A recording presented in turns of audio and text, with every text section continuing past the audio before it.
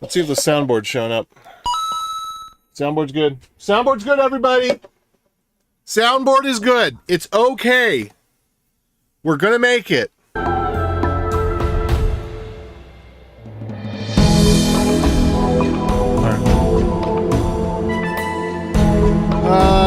There was like the preview. Yeah, here we go. Preview. So I just do show cursor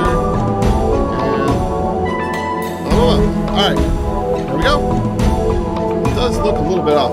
Alright, so I know this is the third time that it says creating a WebAuthn login. But this time, the difference is this time we're gonna do it. That's the difference. So boom, boom, boom, boom, boom, boom, boom. Let me go check and see here. What do we got?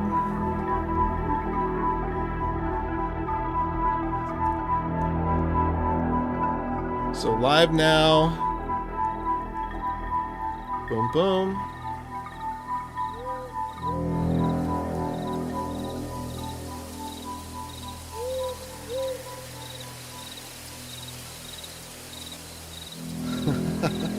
Yeah.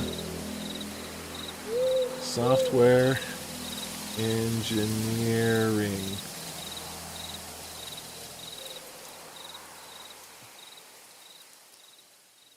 All right, here we go, folks. I'm gonna post that live. I'm gonna throw it in the chat real quick.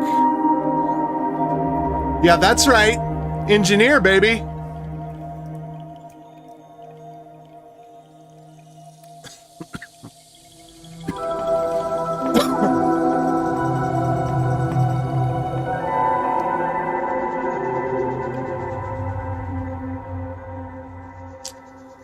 All right.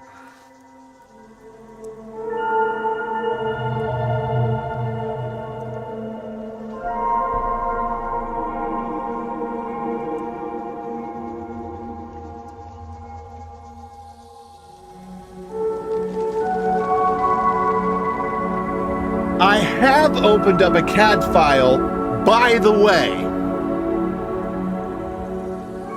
Okay, I cannot stand this dark mode.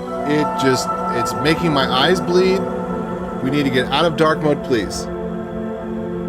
There are very few sites that have a good dark mode, and Twitter is not one of them. I can't remember the one that does. There was a site that had, maybe it was Twitter, but it was a different theme than the one I'm using.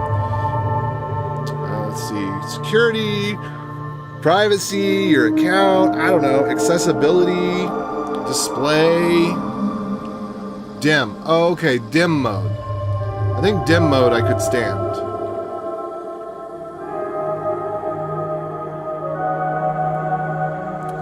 Alright, we'll try dim mode. I don't know. I don't know if I can do it. I don't know if I can do it.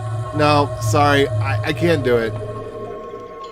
We're gonna have to go back.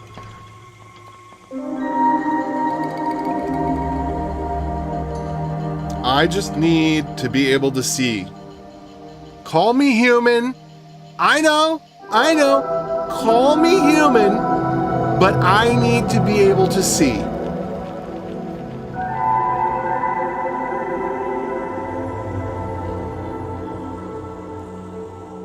All right.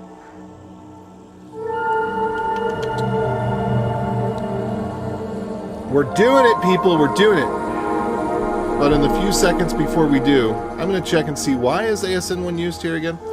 Parse.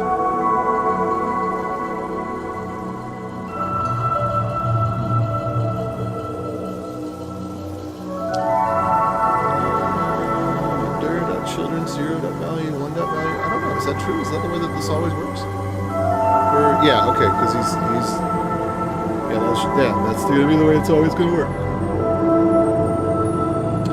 Is public key algorithm parse signature. Oh, it's a signature. It's the RNS values. Okay, cool. Parse, yeah, it says parse signature right there. I don't know. Why was that hard? Parse public key. Alright, so I'm wrong about something. I thought we were going to get the private key. This actually starts to make more sense. And this was one of the things I was looking up earlier. Oh, it's time to go. It's time to go.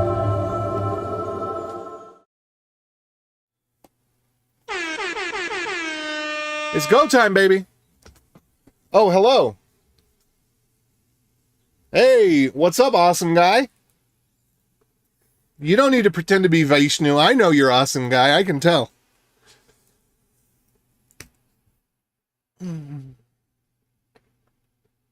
All right.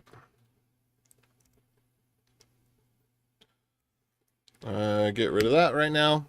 All right, so we're back to WebAuthn demo. And what are we looking at? App. All right. So I'm understanding more as we go. I still don't understand enough. Public key challenge.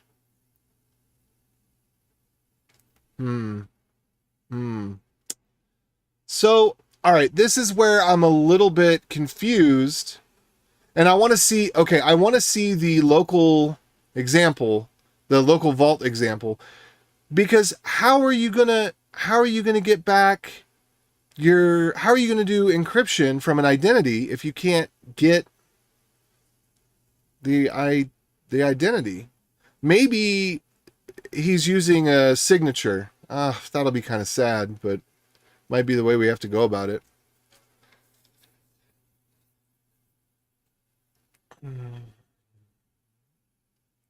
Local first web dev. All right.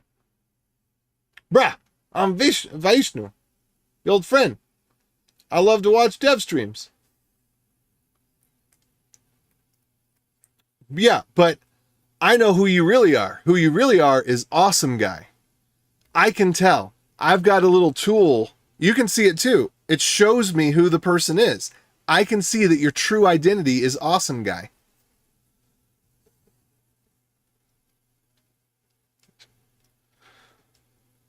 Okay, where am I at? Local first web dev? No. Vault. I want to see the vault.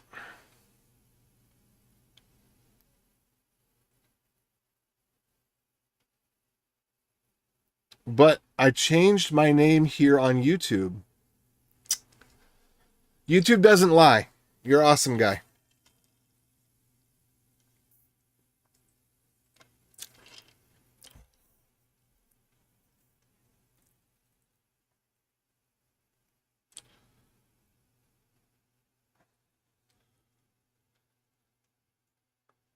How does it work? Yes.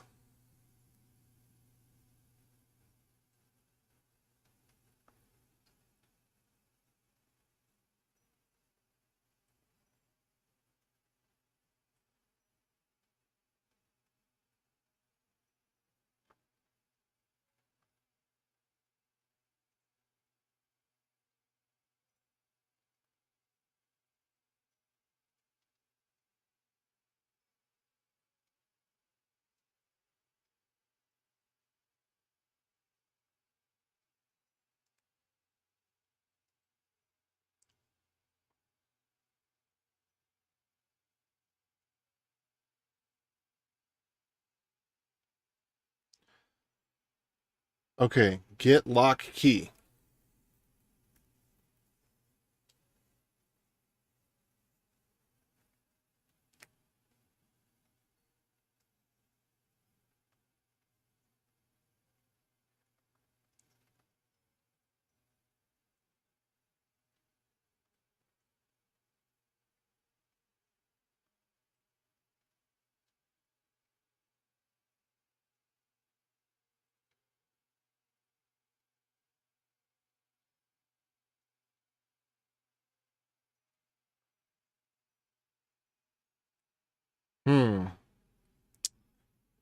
I'd probably do, say, 12 hours and then also have a ticker. So it keep the, every time you touch it, you extend its lifetime. Bruh, don't tease! Don't tease! What is life but teasing?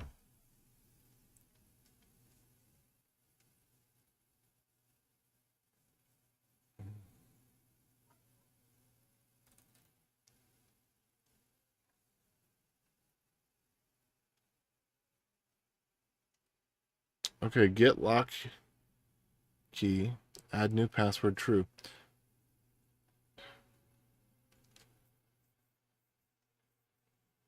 All right, so we've got a local data lock.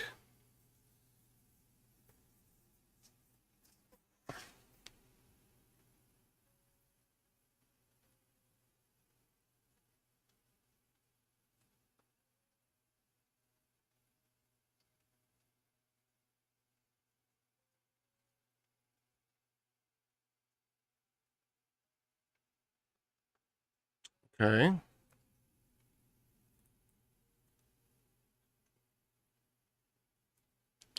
Get lock key.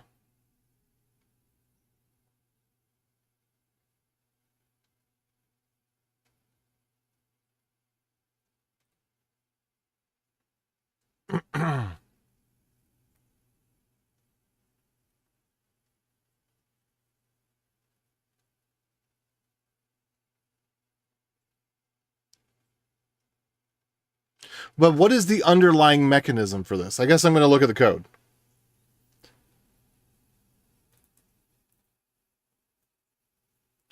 Username, display name, relying party ID, relying party name.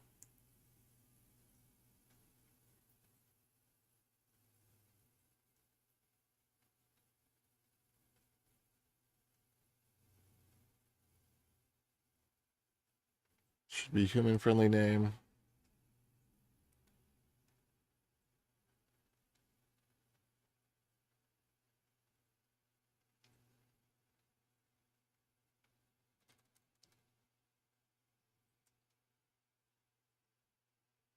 Decrypt some data. Okay, signing data, verifying signatures, sure. Deriving. There we go. This is what I want to know.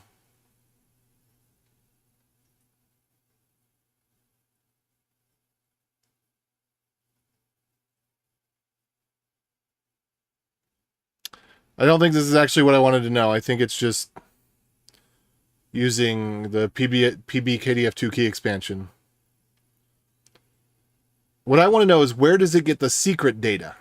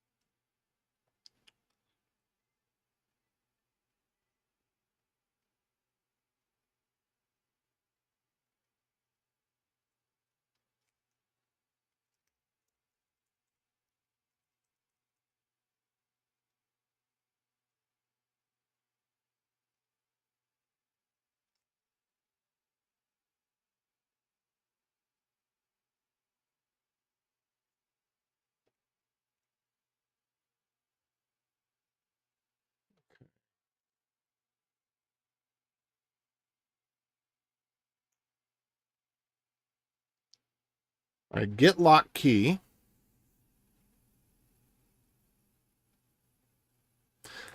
Huh.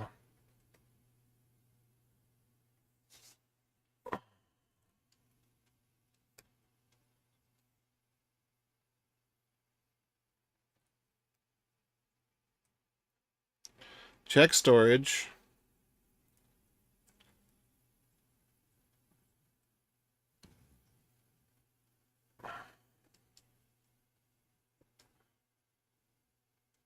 Okay. Gotta follow this all the way down to somewhere. Come on, man. Really? Yeah, this is illegal. You can't do that. You can't have an if statement that's over 100 lines long. It should be like 10 lines max. Come on, dude. Oh.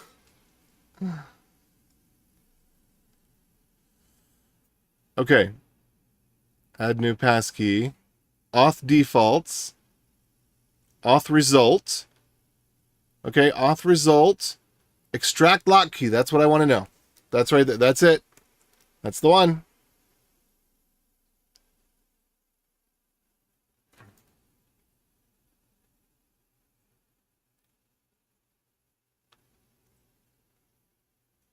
User ID. Oh no! Hmm.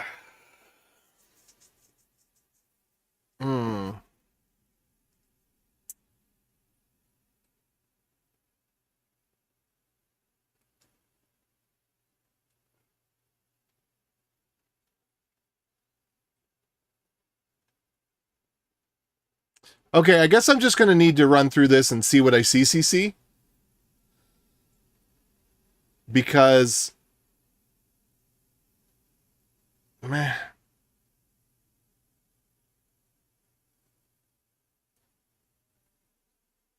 Derive... okay, user ID. So how did it come up with user ID in the first place? Is that over in this library here?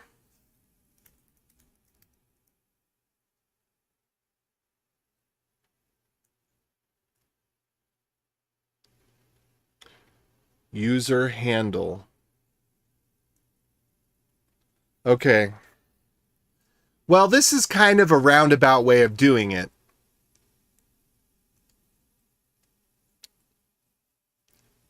Okay, so this makes sense to me.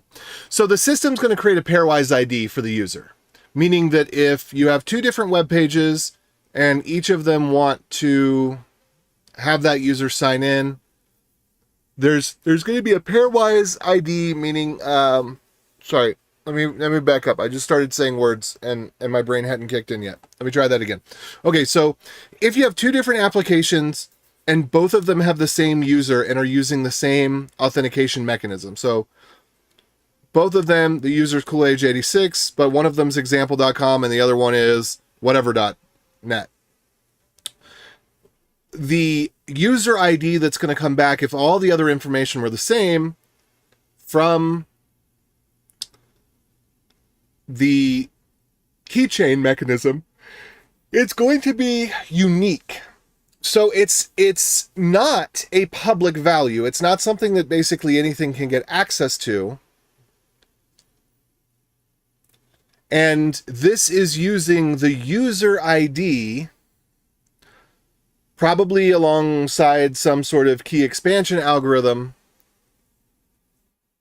to, okay, and this is filling up with 5 bytes. I don't know where that's coming from though. So user ID, let's see where user's coming from. User, RP, default. Yeah, there's a lot of indirection here. I don't like it. This is what happens when you're not a genius coder, when you're just like, when you've only got an IQ of like 150, this is how you code, okay? But when you get to the 200 level, the code that you write is so simple, even a monkey can do it. That's genius. I'll show you. I'm going to show you. Don't worry. I'm going to show you. I'm going to show you how to be a genius coder. I think with discipline, anyone can be a genius coder. You don't have to be smart. In fact, sometimes not being so smart can work to your advantage. Because if you can't understand complex things, it's more difficult for you to write them in the first place. Okay. Yeah, because, okay, so let me just say, what is my gripe here? My gripe is just that we've got the same things defined 3 or 4 times in just different ways. And it's just a little difficult to follow. That's all. That's all I'm saying. And I don't know where this registration defaults. So you got this object is being remapped here, and then it's being remapped here, and then some stuff's being set here, and then it's going to be passed somewhere else. All right, but yeah, I think we're at the point where we can start playing on our own. This was a question that I wanted an answer to, and I think that my answer is essentially that this authentication mechanism doesn't work the way that I would like. It's not integrated with WebAuthn. It doesn't really give me what I wanted, but what I'm seeing here with the response, user ID, auth result, user handle, where did user handle come from then?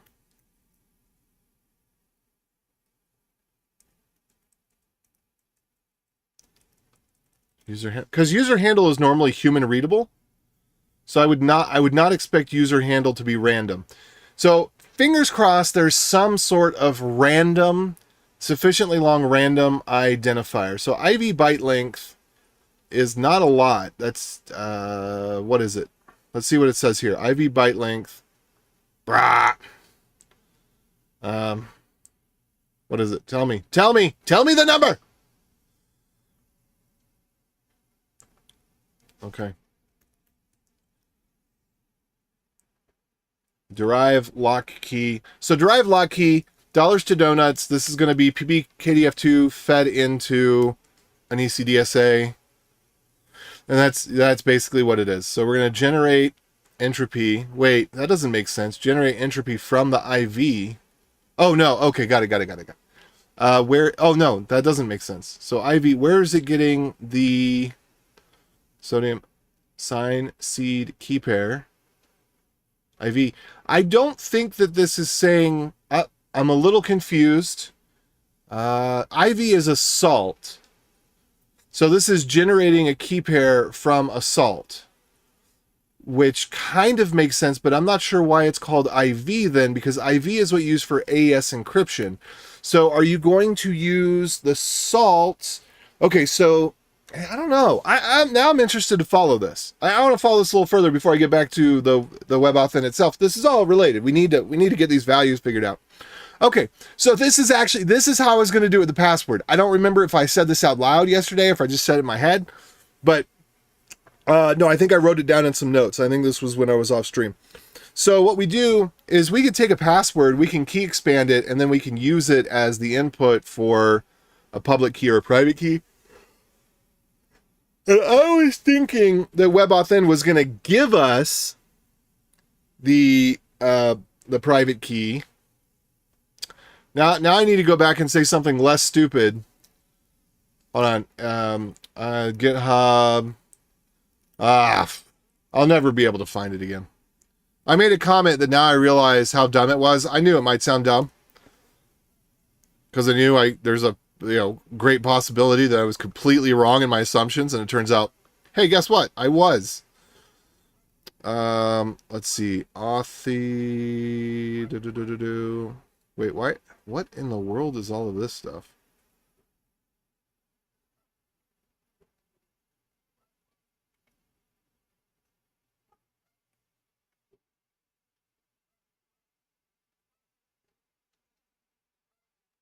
Let's see.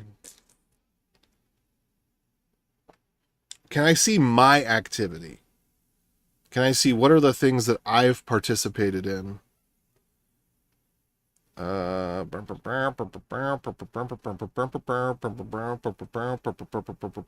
Yesterday.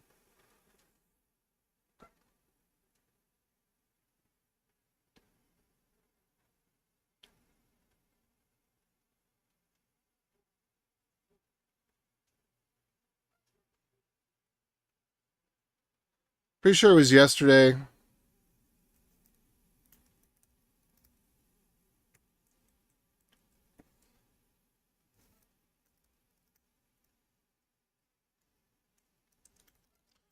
There's a W3C spec for WebAuthn that I commented on, and I made a dumb comment. An ignorant comment, because I didn't know how it actually worked. So now, ED25519, let me see if I can find this.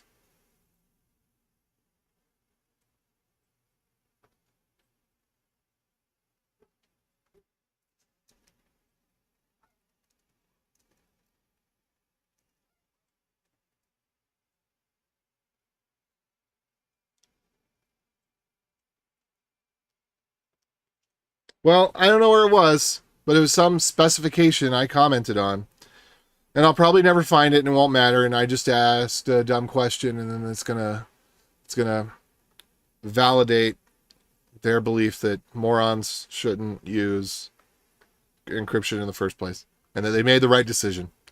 I've done our world harm. My apologies. Okay, so what I should have said is sign the JWT, sign a JWT. What I should have said well, it doesn't matter. It doesn't matter. I'm going to try one thing to see if I can get into my history, because I would like to correct this. It's just, on the off chance. Oh. Wait, no, that was literally right now. Okay.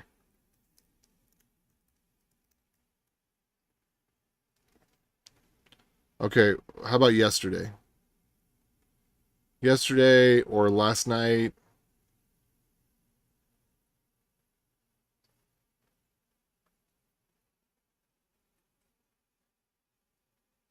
Oh no, that was just now. Dang it.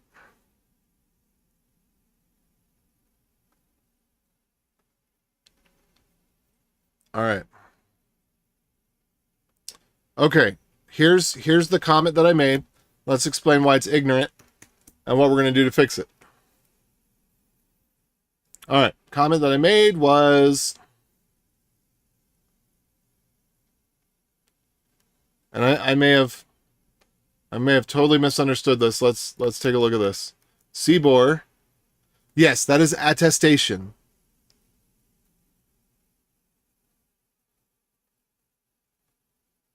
All right. Okay, so that's not so bad.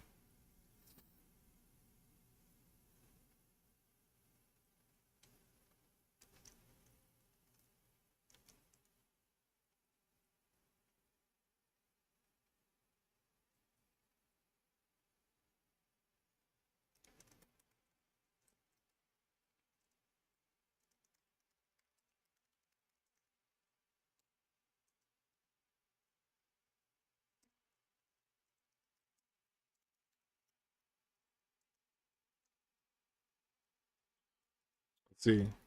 Also,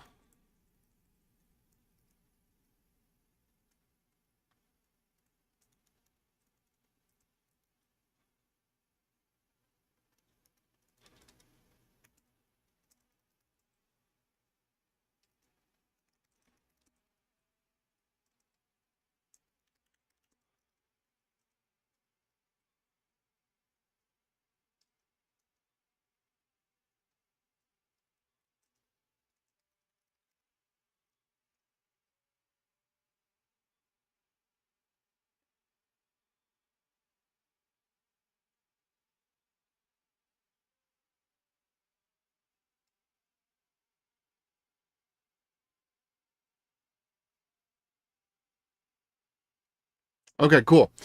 All right, I think I understand. I do want to see, let's see, IV.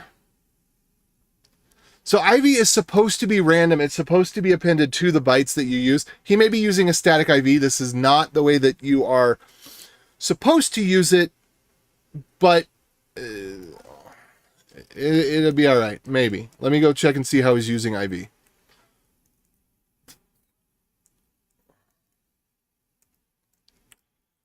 Because, yeah, you should not. I'm very confused. Let me go see. Where's encrypt?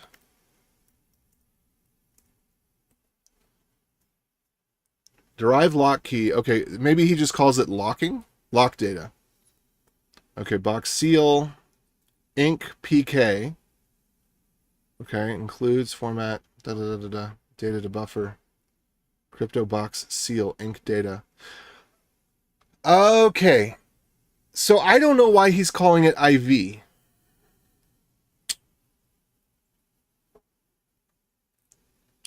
I'm actually going to ask about this.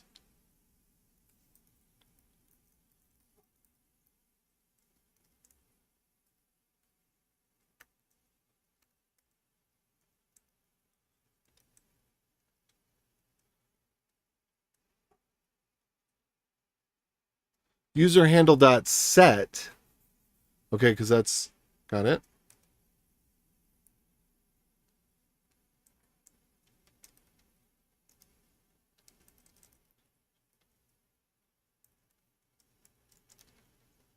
All right.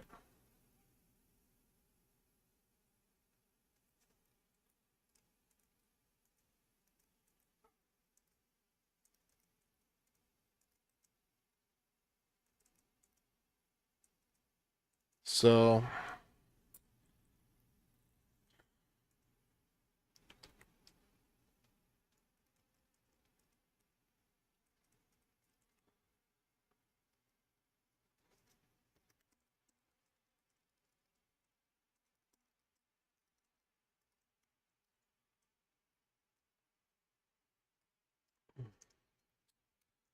Um, okay. My understanding is that IV initialization vector is a random salt used for AES, CBC, GCM, etc. Well, maybe not. I don't remember if it's GCM or if they bake it in.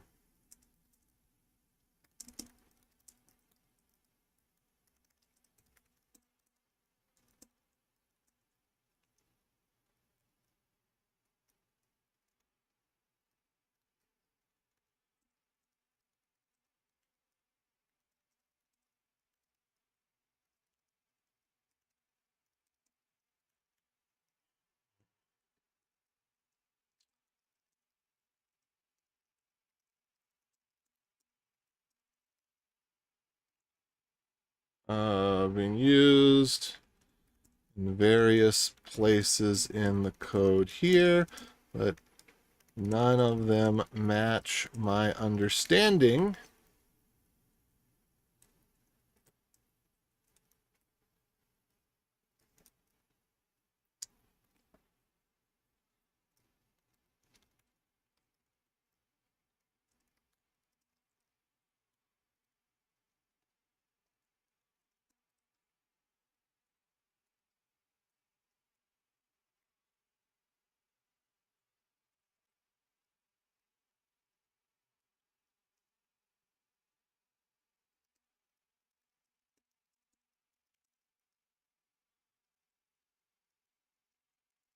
It looks like it's being used as a seed for key expansion.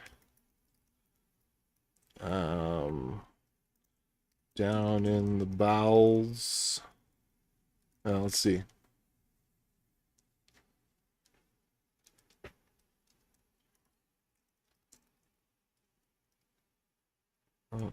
Should it be named Ivy? Okay.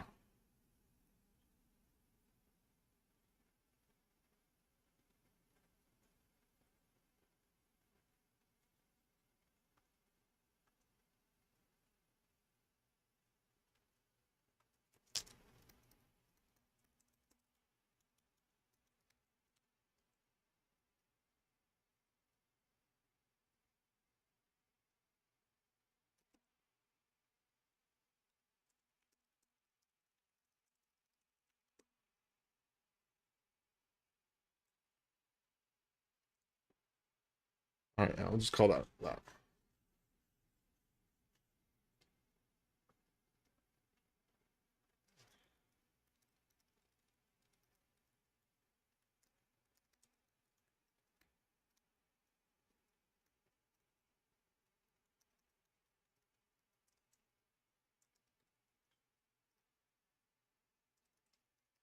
Form the full payload,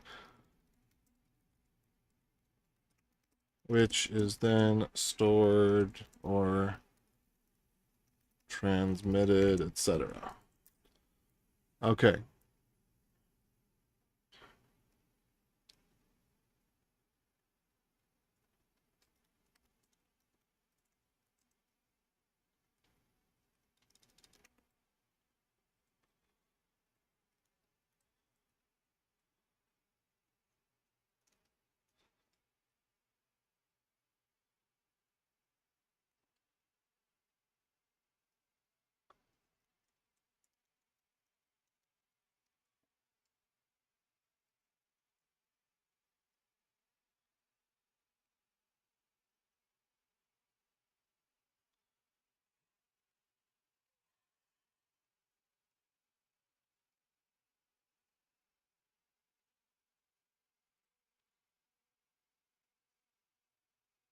Okay.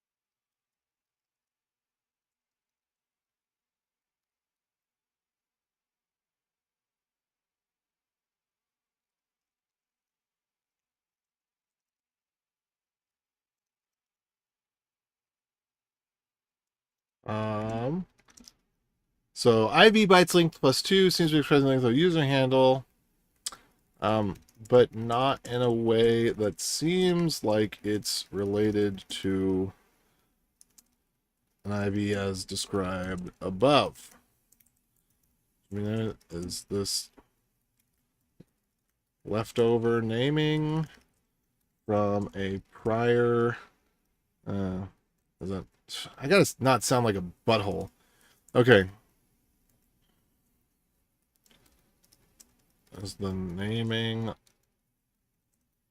left over from some other iteration of the code? Or is it describing some other form of IV that applies to, you know, this usage?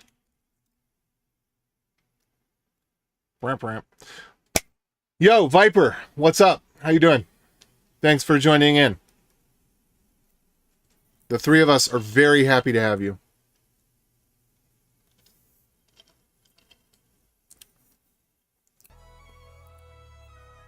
There we go. I don't know why that disappeared.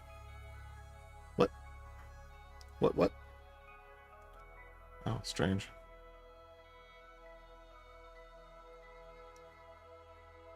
Okay. All right, so let me dig a little bit more. Whatever. All right, let's just get straight into it now. All right, so I think I have a basic idea of what's going on. So, WebAuthn does obstruct the private key. This makes a lot more sense. I should have guessed that. The problem is that what it ought to do is to give you a private key object. So the whole thing with all the fluff that web crypto does, all of this, obscure key and these additional properties that you give it usages and all that.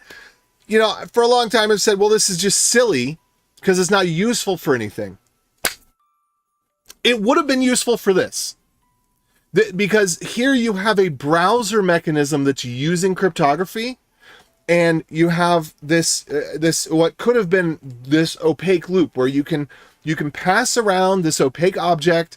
If you call object.keys on it, you're not going to see anything. If you try to call any methods on it, you're not going to see anything.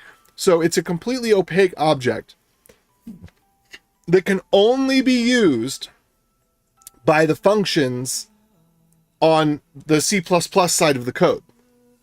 So in the JavaScript side of the code, it's an empty object that only has data that can be seen by the internals. That's the opaque key type. And web crypto gives you the ability to say this key is only allowed to be used for signing.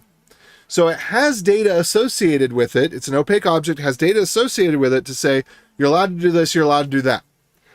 But it doesn't have the actual key data. This is the perfect way to use that. And, okay, let's challenge my assumptions. Let's say you can use it that way, but I don't know because I'm looking at his code and he's doing libsodium, probably because he did things with libsodium in the past when web crypto wasn't really working that well. So I'm working on WebAuthn. What I want is to be able to have a login page where you log in with Touch ID, Windows Hello, Android Unlock, any of those things. So the browser or the operating system handles the key management. That's what I want. So I'm trying to get to a basic demo of that. And as part of doing that, I found a relatively small code base. A lot of people are trying to sell you on their library or, get into this paid service, blah, blah, blah. And this guy, Gitify, Kyle Simpson, he has got code that is relatively small and simple and fairly easy to understand. And I'm going through his code base to try to figure out how to use the WebAuthn, because I figured that'd give me a leg up over reading the specification directly. Because reading specifications, they're often not written to be implemented. They're kind of written to just, I don't know, like stroke the feathers of someone else for writing stuff in a way that, yeah, it's just like or I guess the way to say it was, it's not implementation based. It's not about being able to implement it. Yes'm. Good morning. She's here to say good morning. Oh, my wife is here to say good morning.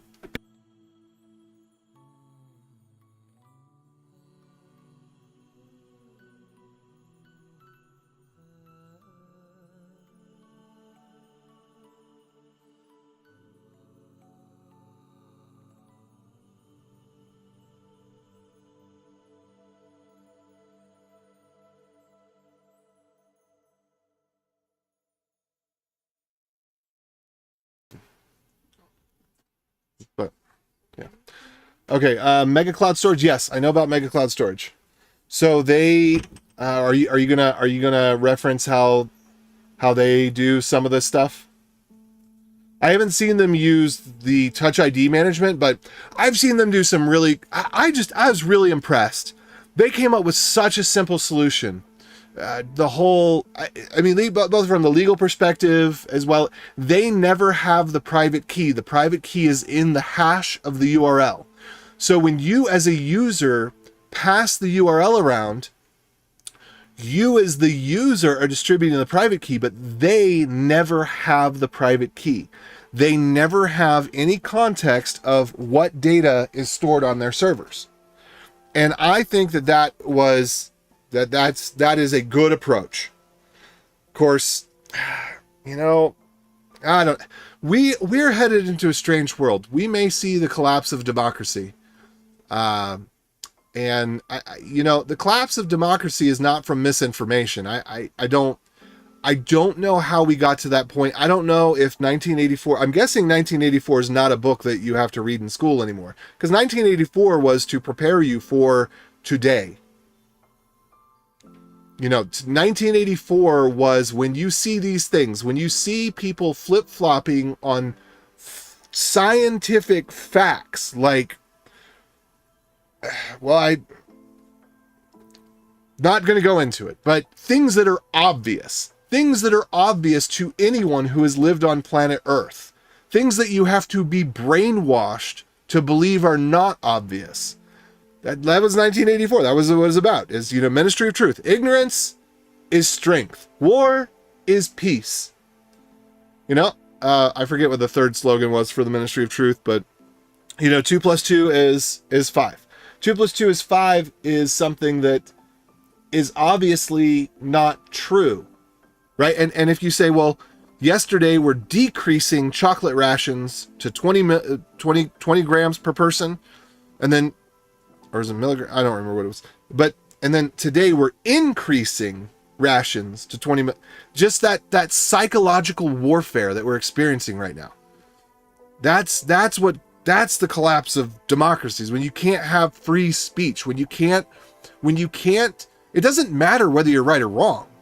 Just the ability, because then you've got the Ministry of Truth that's telling you which opinions are right and wrong. People need to have tools available to them to be able to decide. Well, hopefully learn. Granted, yeah, most people don't bother to look up anything, whatever. But they're also not the people that are making the big decisions. So, yeah, I mean, some of the people that do make this, I don't know. It's a very complex problem. But anyway. Do you need a mega premium account 8 terabyte? No, I do not. I do not need that. But I do believe that Mega needs to exist. Despite its history, it is a tool. And it is a tool, especially in its latest form, that is clearly it can be used for any purpose. Now, does it lend itself towards a particular purpose? Yes, it does. But do we need people to have those tools available? So despite the fact, and come on, you're going to crybaby over, Taylor Swift missing out on, some college kid that doesn't have any money to buy the album and just wants to download it anyway. I mean, like, are you going to crybaby about that? Are you really going to crybaby about that? Because we do have to have some laws enforced in some way, because then if there's no enforcement, then everybody, gets on the bandwagon. But the whole that like the barrier to entry kind of solves the problem on its own. If the quality is if you could get it at higher quality, higher fidelity, more convenience by paying $10, you're just gonna pay $10,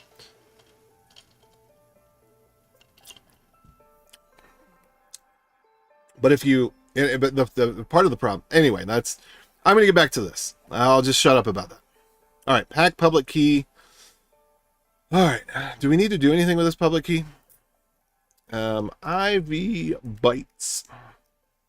IV byte links. Yeah, I think that he copied some code from somewhere else. Because this doesn't make sense. Generate entropy, derive lock, IV.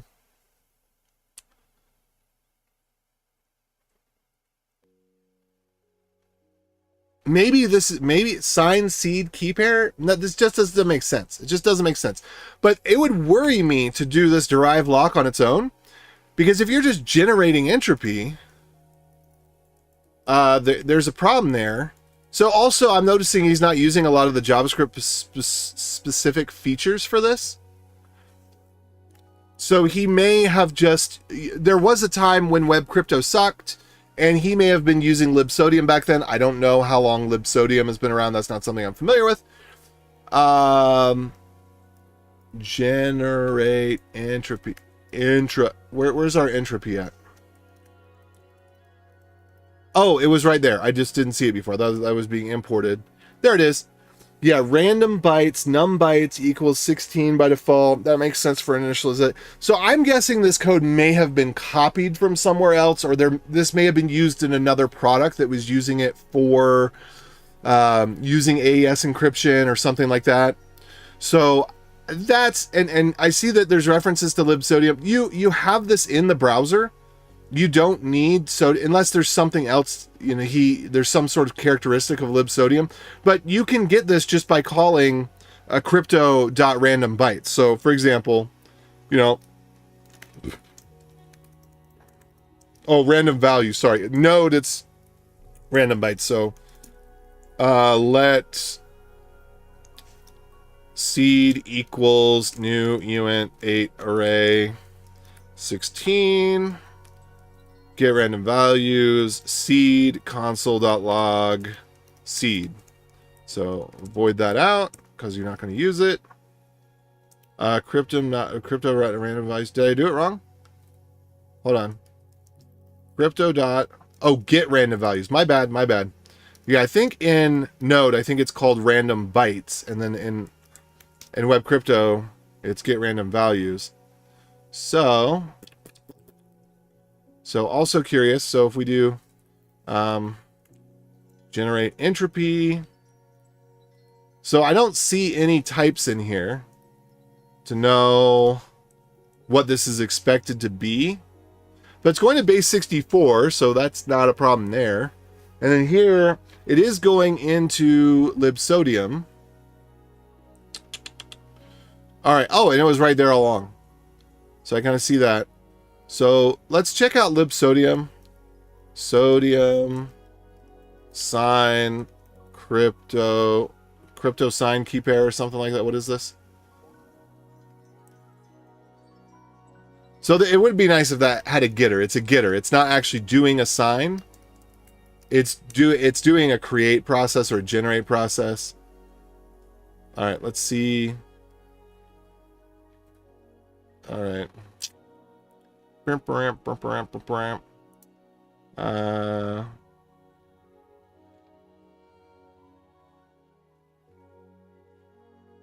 Sodium native. What does that mean?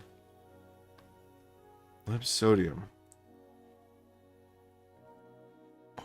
Yeah. NACL. I think at some point there was a browser standard called NACL. So wait, what am I going to tell you again? I missed what I was going to tell you.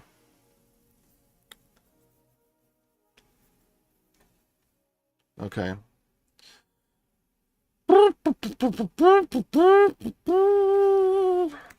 Crypto sign seed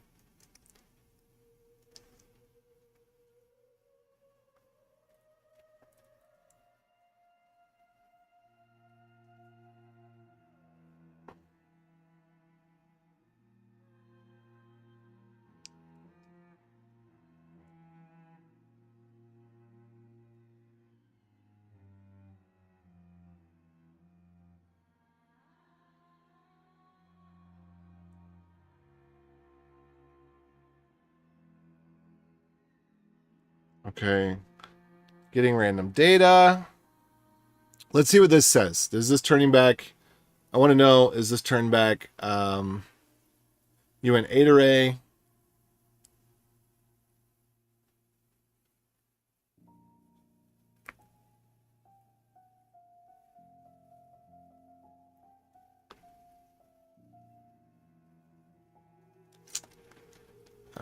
Let's see. Key. Box encryption. Doot.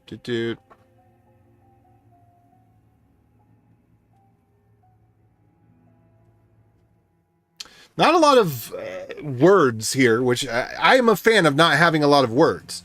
Okay, creates a new key pair based on a seed. Oh. That doesn't look right.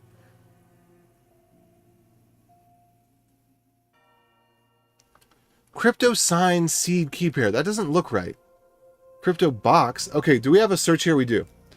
All right, crypto sign seed key pair. I think maybe this was renamed. Come on. No search. Search doesn't work. Whatever. All right, fine. Hey, let's look at it on GitHub. How about we just do this? Crypto sign seed key pair. That's what I want anyway. Let's see. Where is it in JS? Buffer? Okay.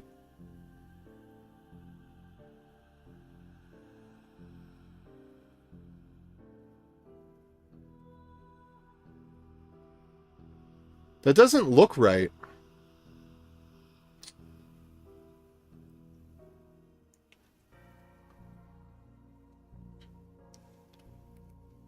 Doot. All right.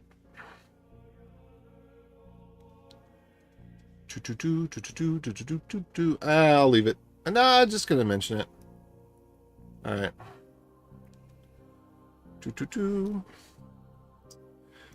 Um.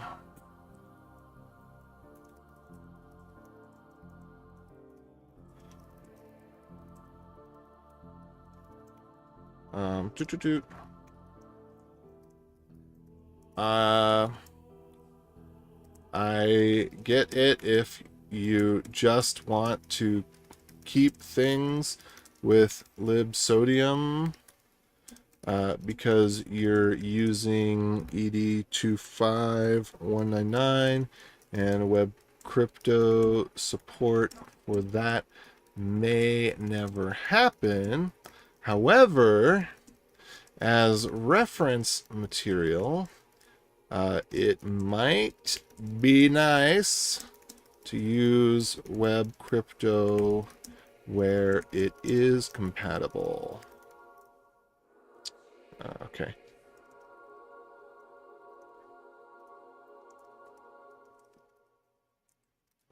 For example, I don't see sodium documentation. Like, okay.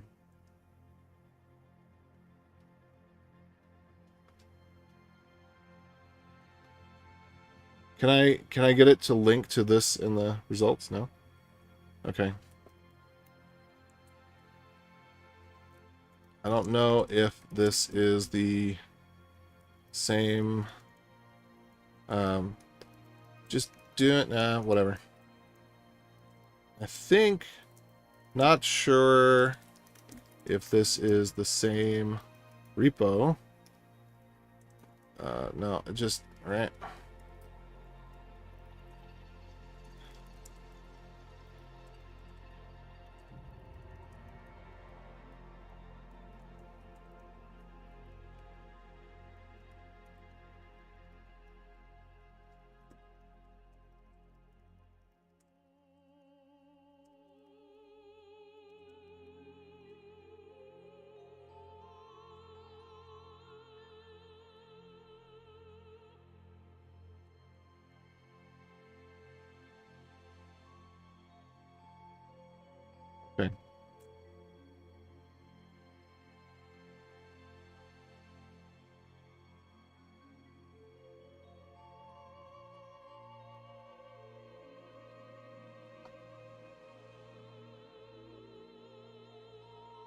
All right.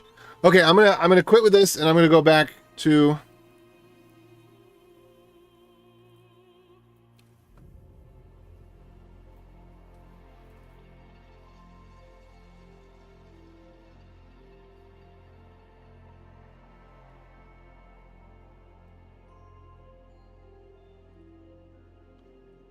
All right. Yeah, I have. Yeah. All right. Okay.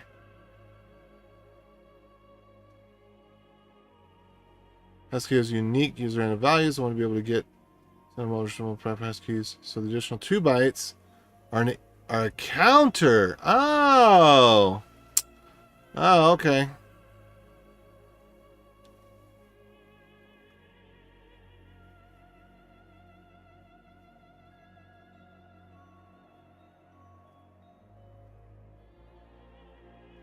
Yeah. There, I will argue that I.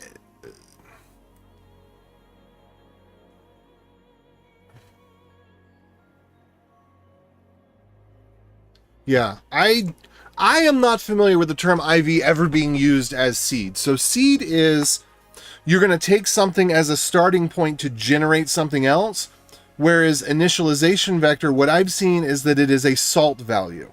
I have never seen it as anything else, but I don't know. I don't know.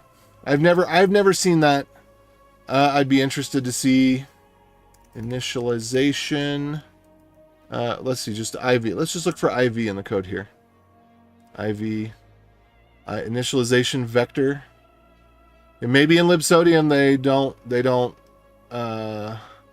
do it that way. I might be wrong. Let's see. IVEC IC.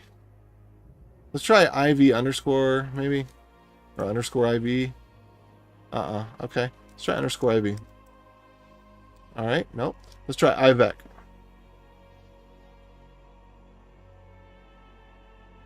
I don't even know what that means. PBKDF2? Yeah, okay, initialization vector. Okay.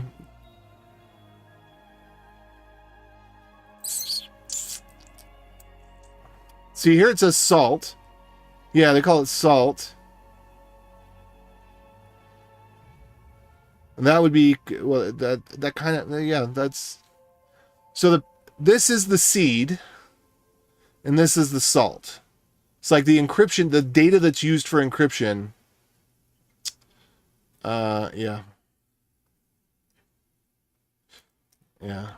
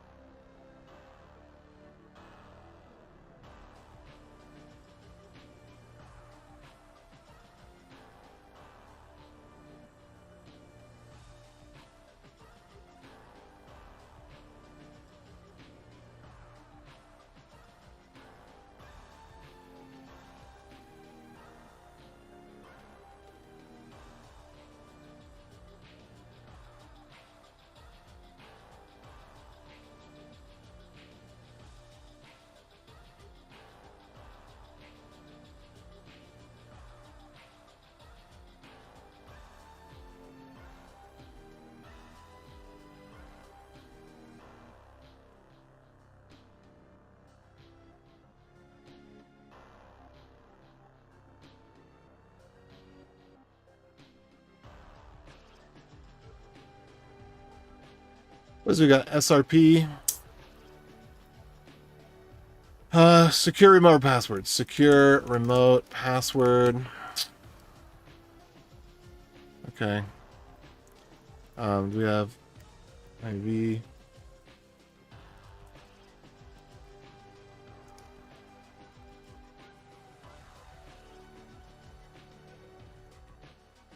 And the pepper. S is salt.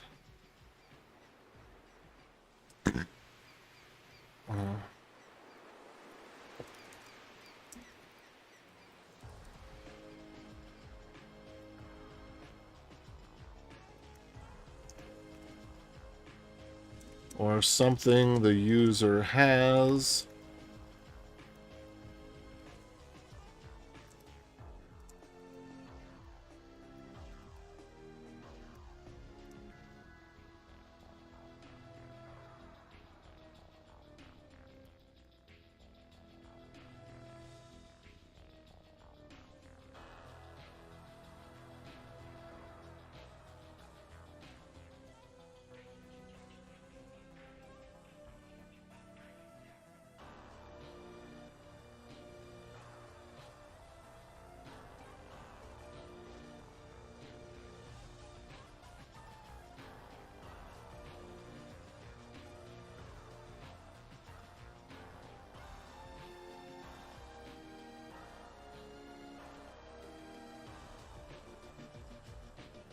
Okay.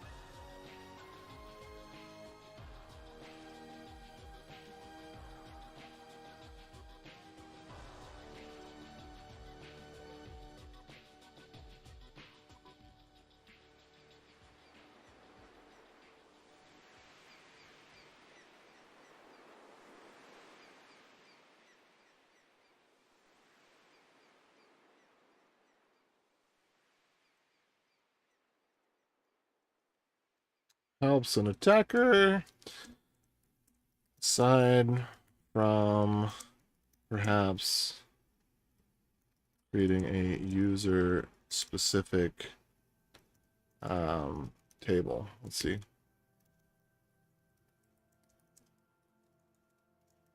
Whoops.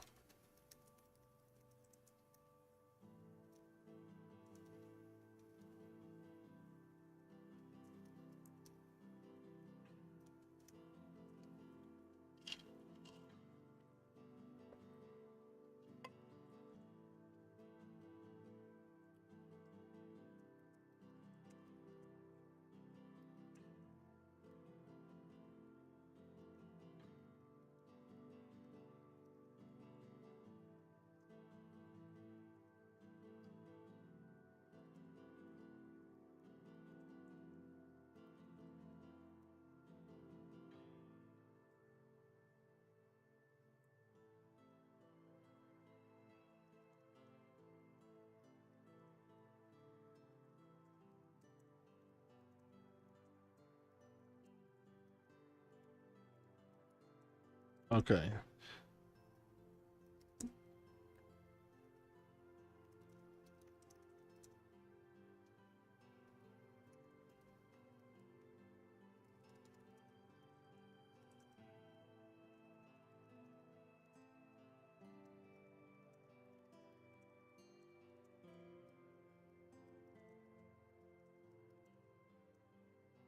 All right, let's see.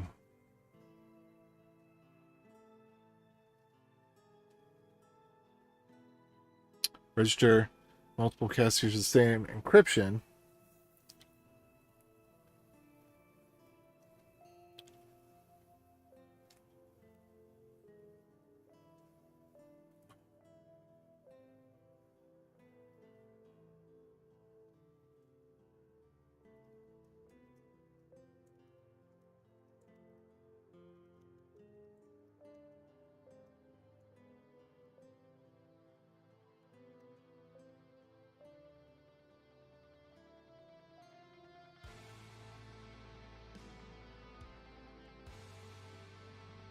Let's see.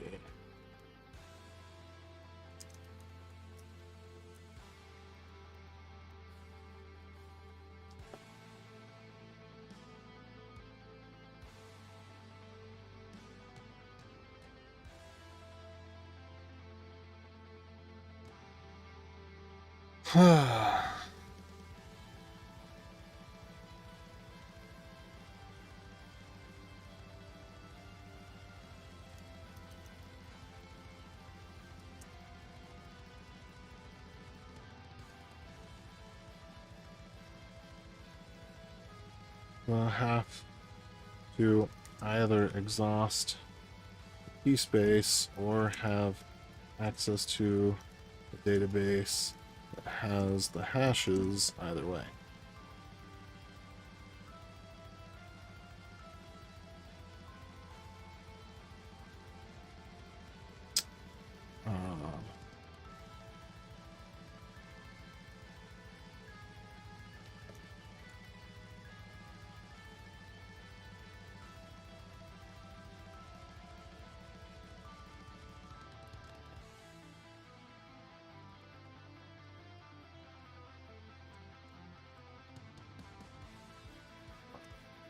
Boop, boop.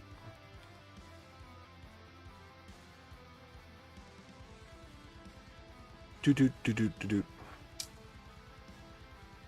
Okay. Let me go back over here.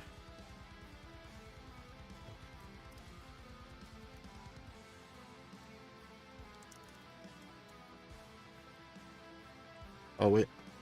You said something about ASN1. Where do you say ASN1?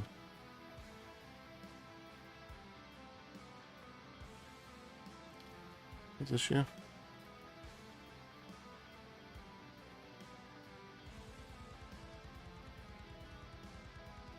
Yeah.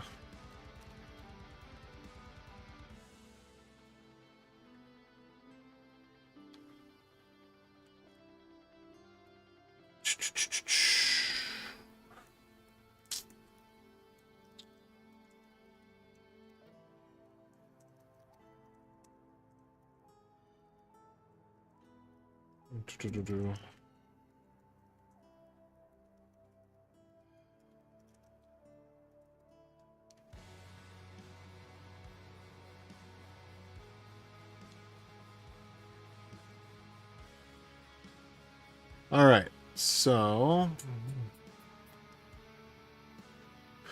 okay, now I'm really actually gonna do the thing.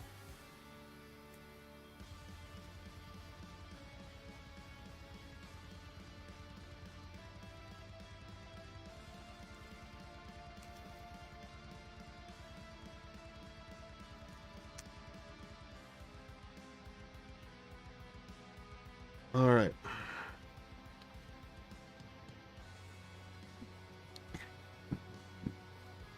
All right, I think actually, okay, I'm going to go ahead and do this because I actually want to establish some more goodwill because I anticipate that as I go through this and I'm learning about it, that I am going to be bugging him. So let me go see about actually getting this done. Oh, duh.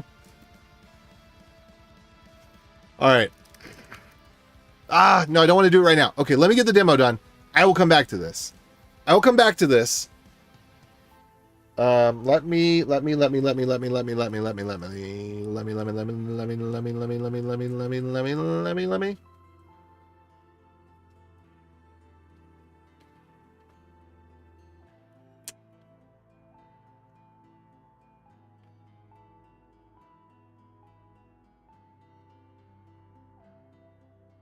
add push mirror.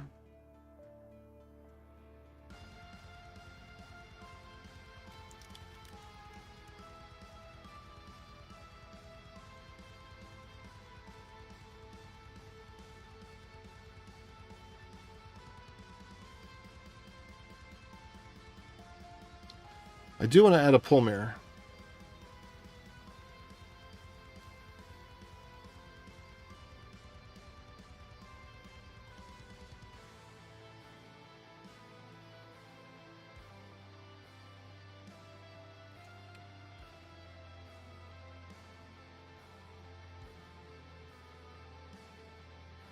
Ugh.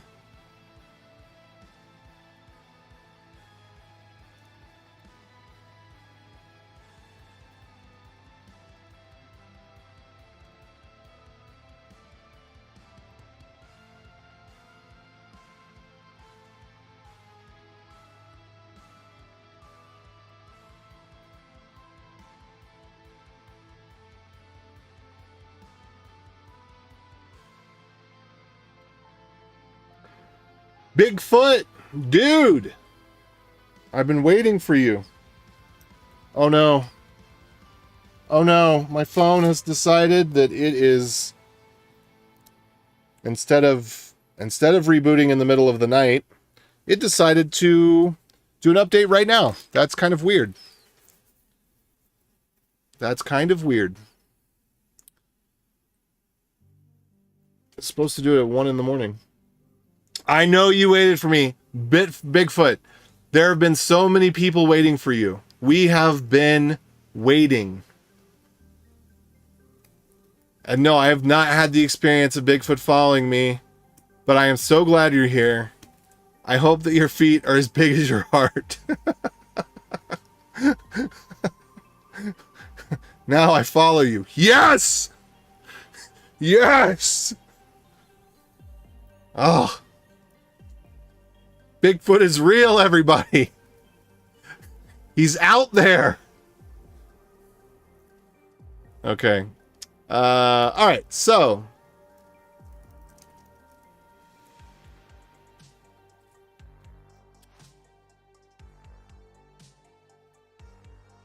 what was I doing?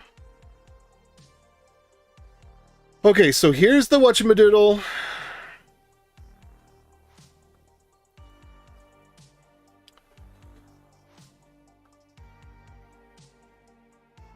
And again, I'm going to try to do this in the simplest way possible.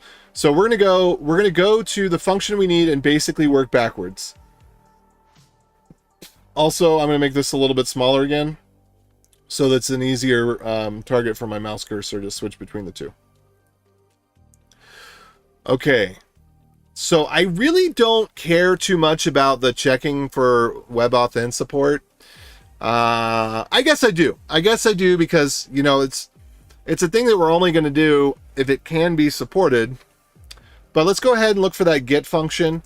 This is so interesting. I almost said cool, but that's kind of a dirty word. It is only unintuitive because it's not a common pattern, but I believe that this pattern needs to be common. This should be a common pattern.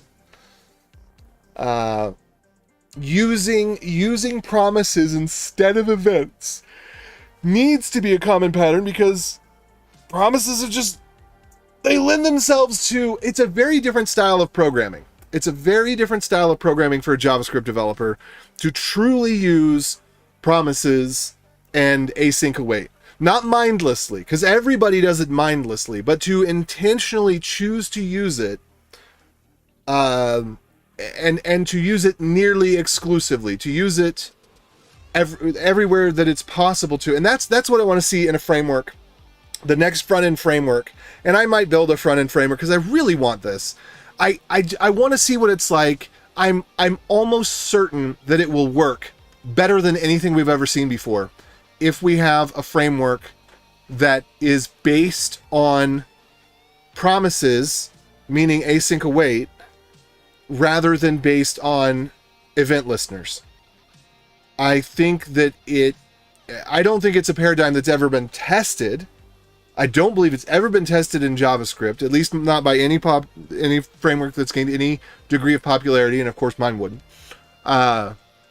But I don't even know if it's been tested in things like C# or other GUI applications. My guy, what an energy. Well, some days you look like someone famous, you know? Yeah, I do. I look like a lot of famous people. People tell me that all the time. We like Messi or Ronaldo. I don't know who those are. I don't know who they are. But yeah, I have a famous face, I've been told. I have been told.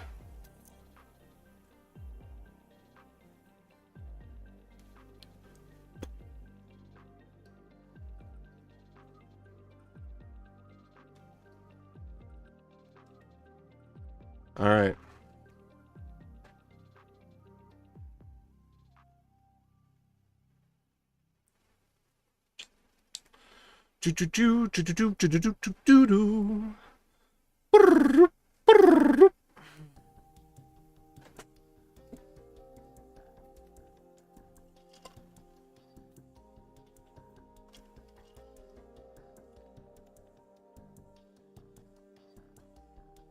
Okay.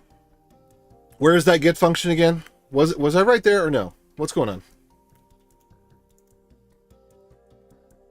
All right, it's right here. So we just need to work backwards from auth options. So what if we just, let's clone this locally and let's see if we can get it to run and just print out the auth options.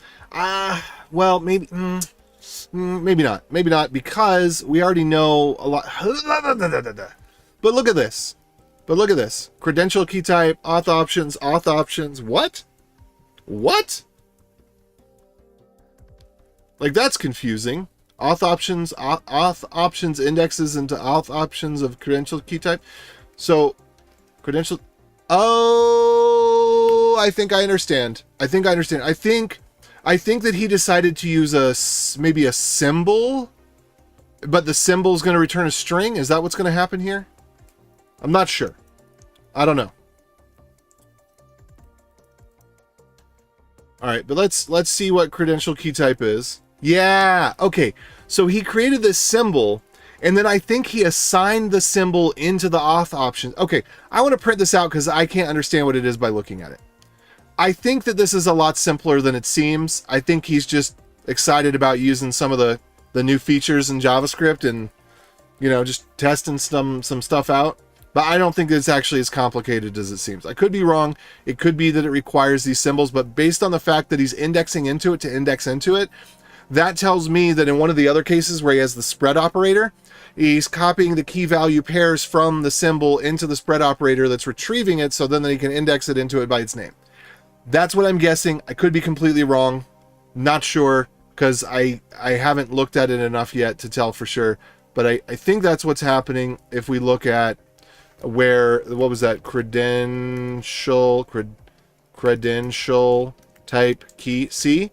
So this is, I would put this in all caps maybe, or I'm not sure what the right convention is.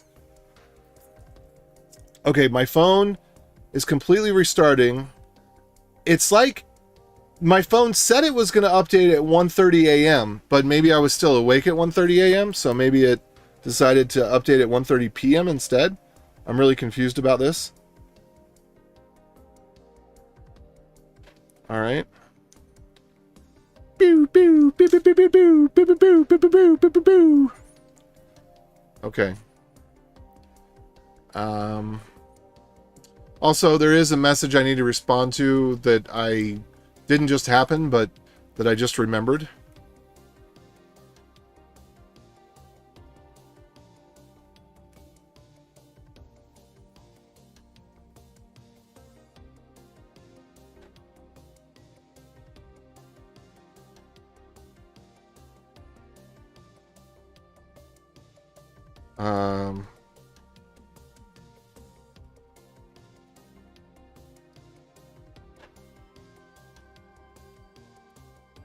Okay. Doot.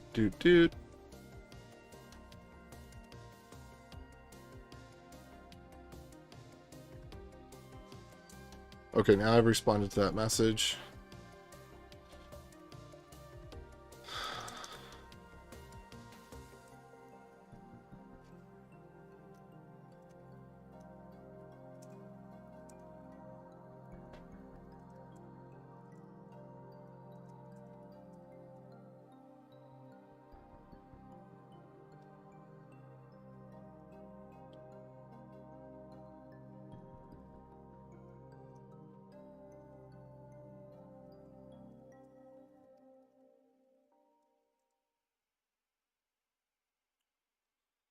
All right.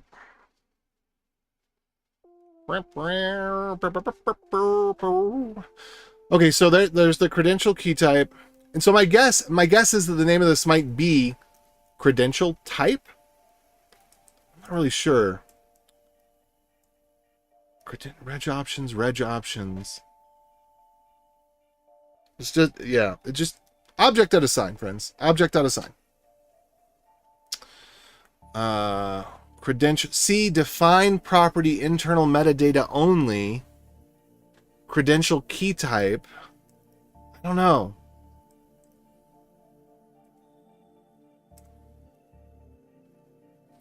To me, that just seems weird. Maybe it does require a symbol. I don't know what to make of it. But like I said, we'll clone it locally so that we can see what we can CCC.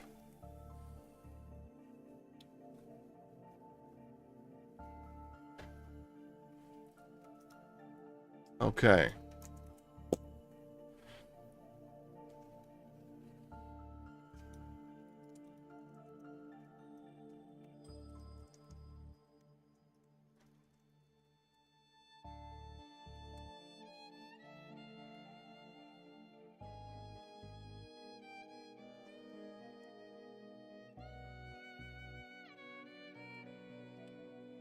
All right, so npm run build. Let's see how far we get. Oh, okay. npm socket npm clean install. Okay. Yeah, I think he probably got bit by the same bugs that I used to get bit by. I used to not include a package lock because sorted past. I do now. But I used to not to.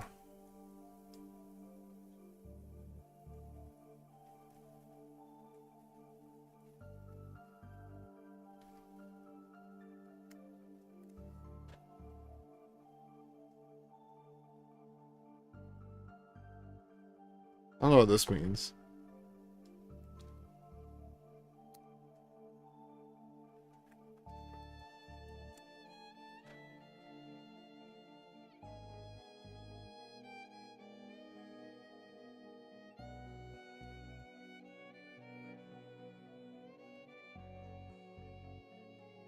$1,000. That's not even close to 9,000. Not even close.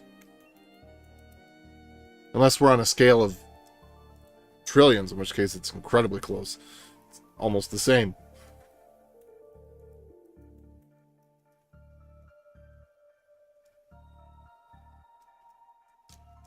Okay.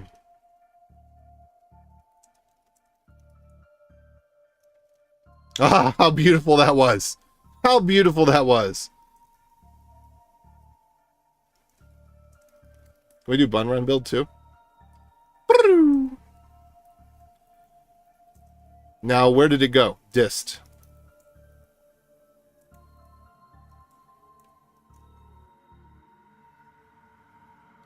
Oh no! Where's the demo?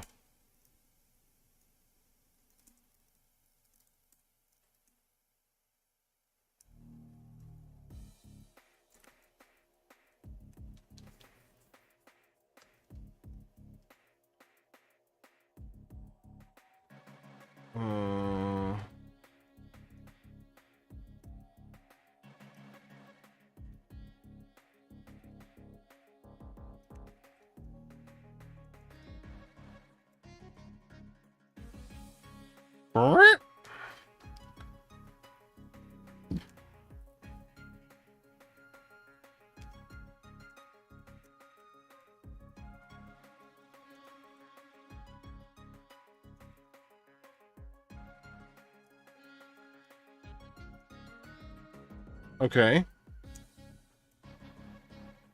Okay, cool. All right, so /test should be the one. So if we go here, let's do local paperless.dev /test. Okay, so now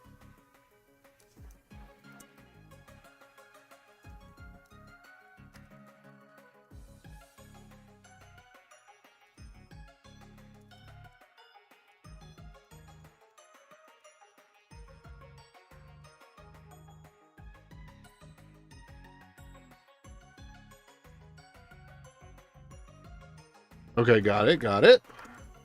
Like it. Okay, bueno. All right, so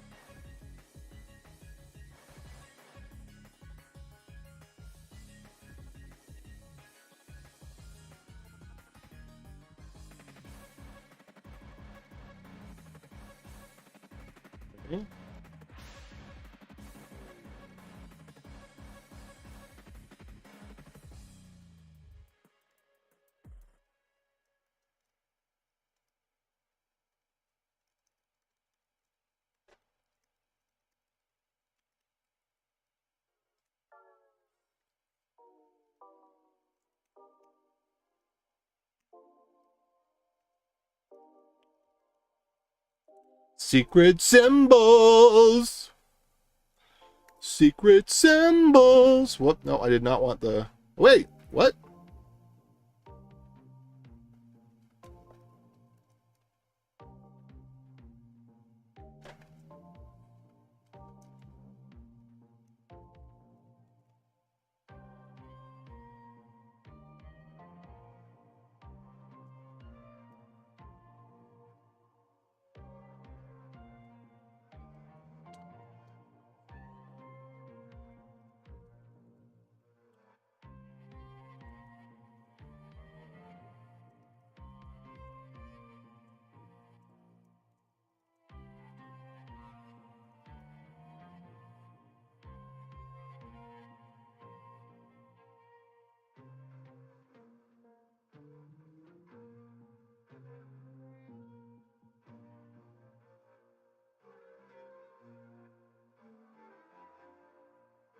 Okay.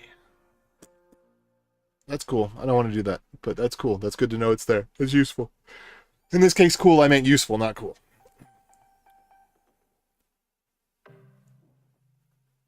All right, register new credentials, re-register, choose authentication model.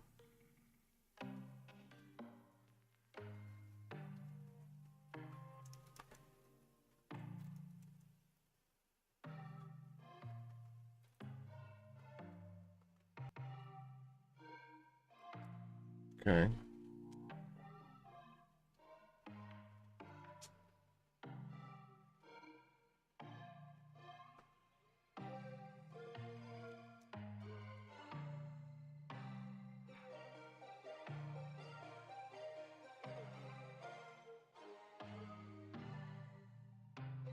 Whoa, that's trippy that it came up above here. Okay, but I did not see any... I did not see anything logged. Did I miss something?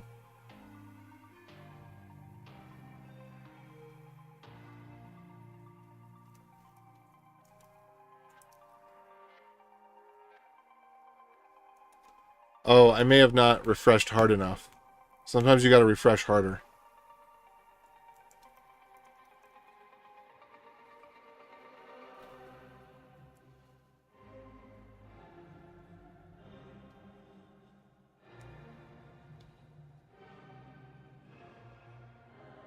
Okay, here we go. Let's save this as global verbal. And let's do json.stringify temp1 null 2. Now that's not going to work perfectly. Oops.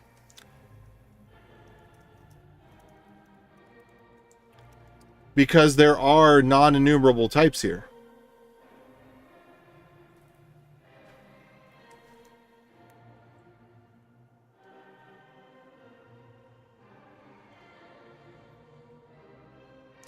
Interesting. Resident key required requires resident key true. I don't think we need either of those. User verification. I'd actually be interested to see what happens if we do just discouraged. Although that becomes another form of essentially cookie tracking.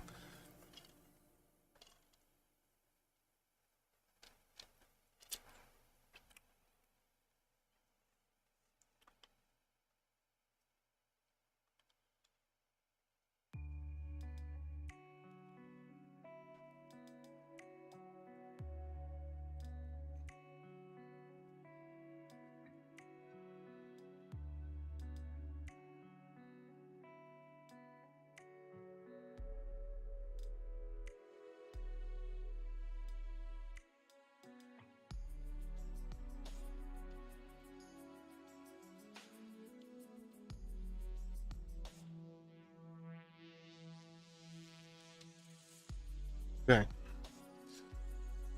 And then let's see what things are not going to... Okay, symbol, credential type, public key. That just seems very strange to me. Public key. Right? Symbol, public key. So what? That just seems so strange. I don't understand why you would... Yeah, because see this, it is as I had said. So the symbol is the key, and then the public key is the value, but it would have been just as well to have the public key be a string, since that's the way it is anyway. So I would be interested to know if there is a benefit to this or some perceived benefit. But it looks like it just seems like a layer of indirection, but I don't see where, because sometimes there's a layer of indirection. People say, oh well, but you know, abstraction's good.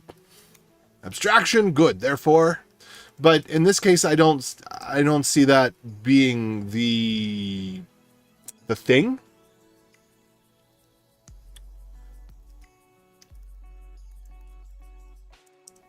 All right, so here's our credential request. And we are going to put in here, this is interesting. Let's go take a look at the CBOR. Do we have the CBOR still up? I didn't know. Yeah, there's interesting things here. CBOR is a data format like JSON. Packages, CBOR web. Is this the one? No. I want to get the CBOR that specifies... maybe it's over here. How's it going, everybody, by the way? I want to get the CBOR that specifies key types.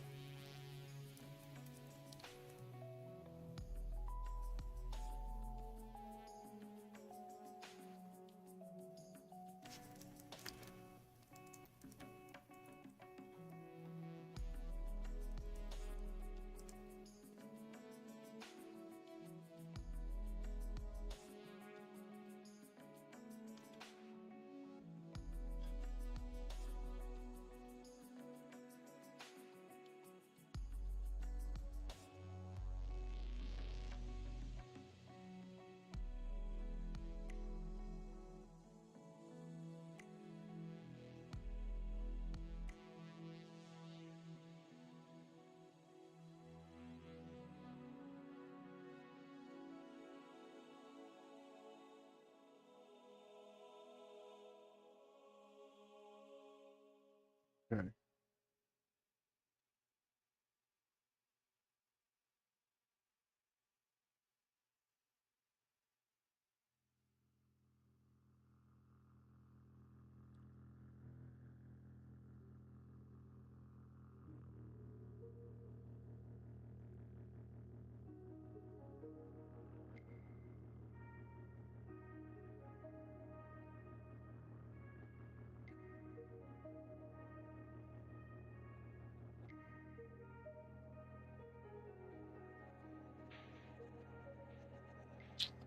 What am I doing? I was looking for the CBOR thing, and I got distracted by a dancing teddy bear. Not my wife, by the way, unfortunately.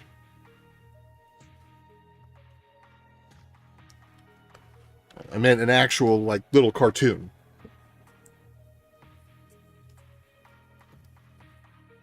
My sister sent some sort of memoji or emoji or gifmoji or no-moji. Okay, where is this? CBOR -7, -257. ECDSA RS RSA.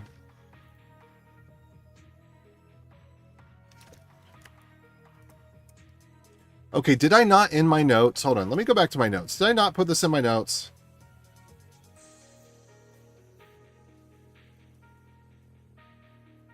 Okay, here it is. Let me bring it back over here. This is the one that I wanted. Pachoo! This one right here. Okay, so what algorithms is he suggesting? Because he's suggesting more than I'm familiar with. Okay, this was actually bytes, by the way. These are bytes. That's okay, that makes sense. But I think the bytes are kind of just for nothing. All right, -8, -7, -37, -256. So let's see what he believes is important. EDDSA, -8. Okay, let's do some of this.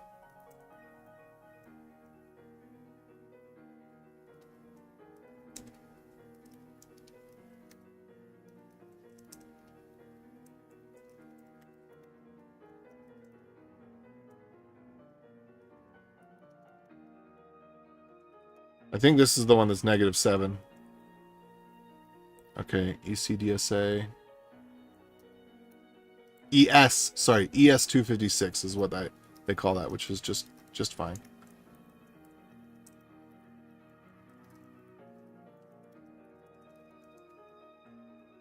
And I think this ends up being RS256. I think that's the -257 one, if I remember correctly. And then the other one, let's see, negative.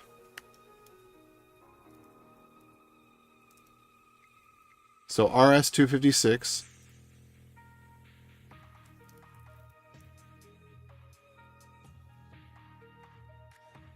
Yeah, I don't think we want that. I'm not even going to go that direction. And then what was it, 37?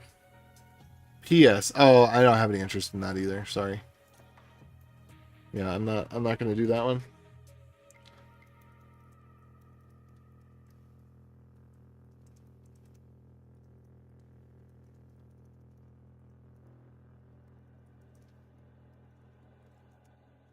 All right.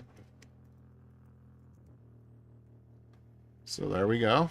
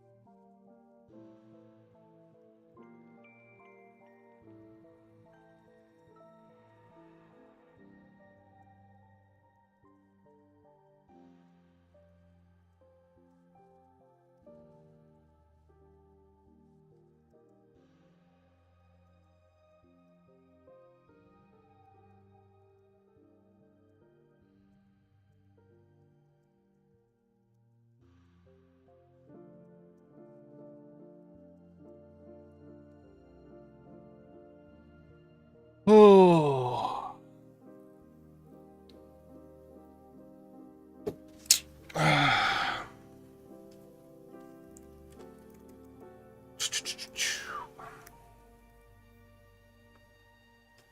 Just a second.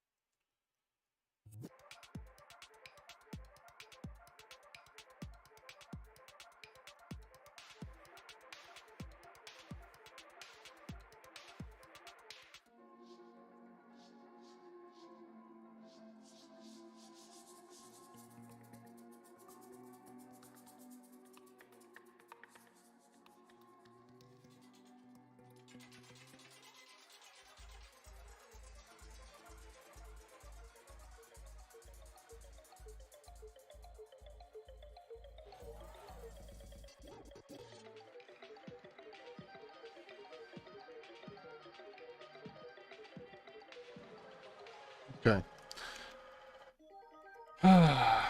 So, all right, we got that.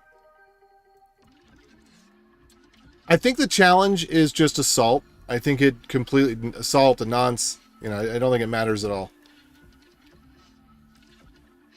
Okay, so here we want to be close ES256 or close RS256, and that's basically it. I could go with well, I just don't think anybody's actually implementing anything beyond 256, and I don't think it makes sense. You know, there's some people that want to spread quantum fear hype so that, essentially so they can get investment. I don't think there's any real, I don't think anybody seriously is concerned about the types of encryption we have being broken by theoretical quantum computers that no one has been able to demonstrate so much as could exist.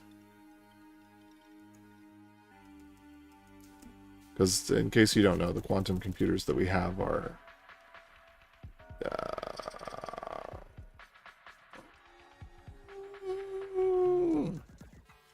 okay.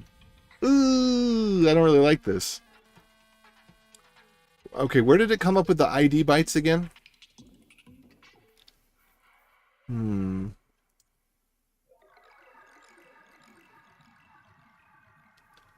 Username, display name.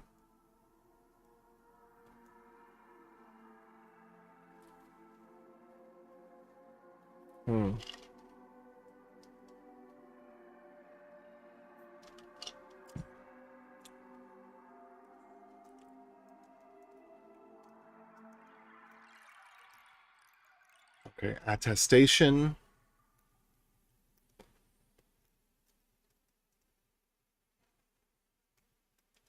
I would like to get the types for this. That would be nice.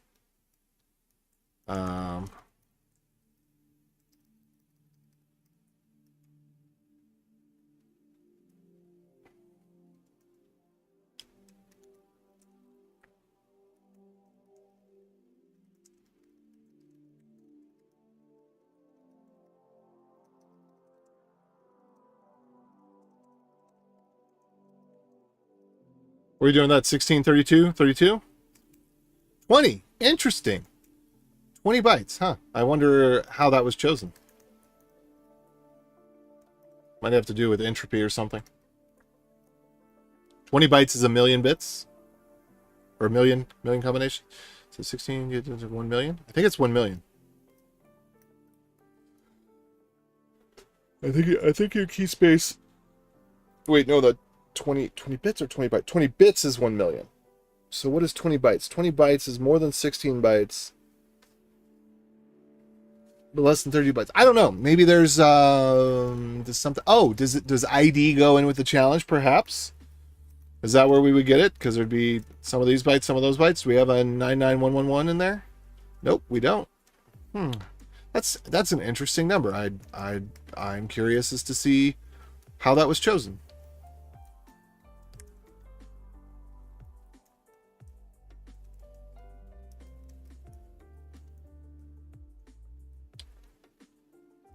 All right.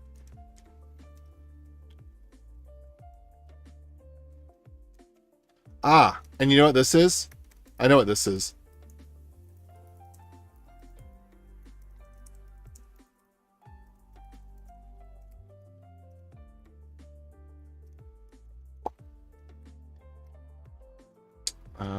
Let's see.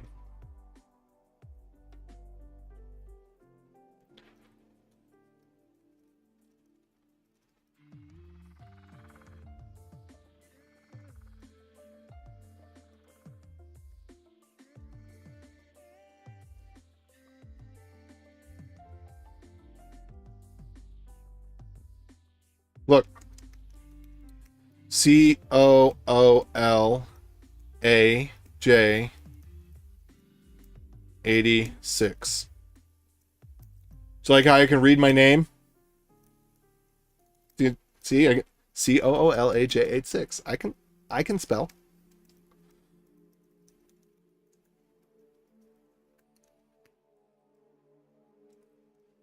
Interesting that there's name and display name. I guess that actually makes sense, though. Okay, we need to have... I need to grab a JS hint from one of the other projects that I'm in. Oh, okay.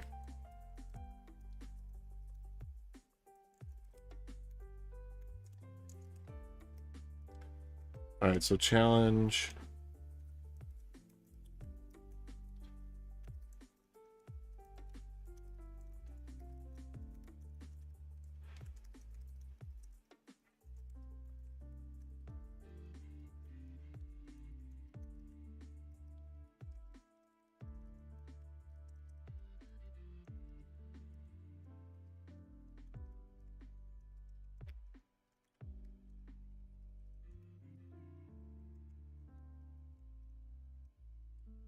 Okay, I don't think that we need this. I don't think that we need this.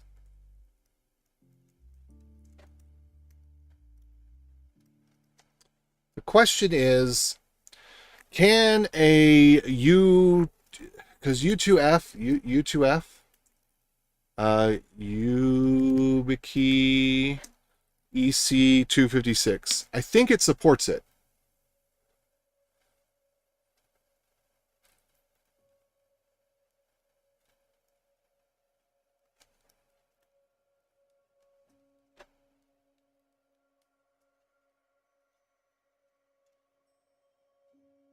Okay, yeah.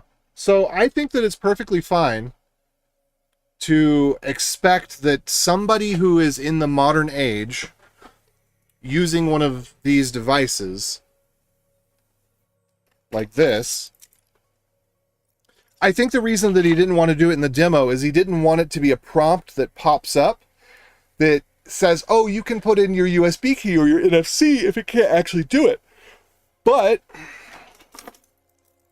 this, according to this, can do it. And I think that I don't think it's been popular enough long enough for people who have the hardware. Well, okay, there's people who are really, go hung about it, but it seems like the people that are gung ho about it would also be the ones who are updating sooner.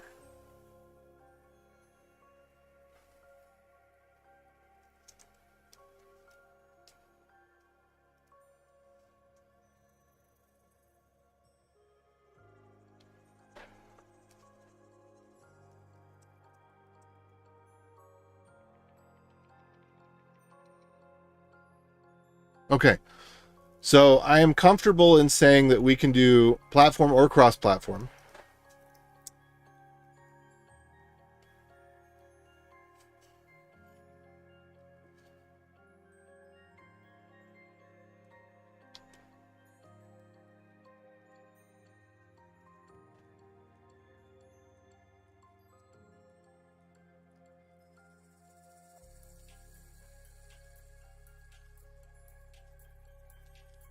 And I don't even think it...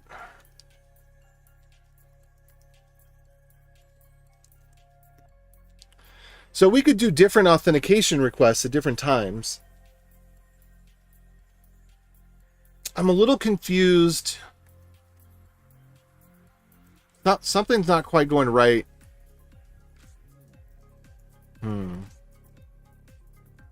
Public key. Of course it's going to be type public key.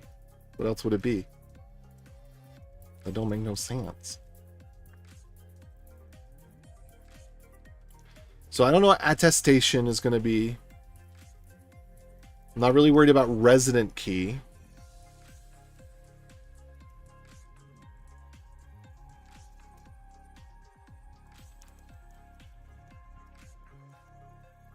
Very interested to see what object we get back from this.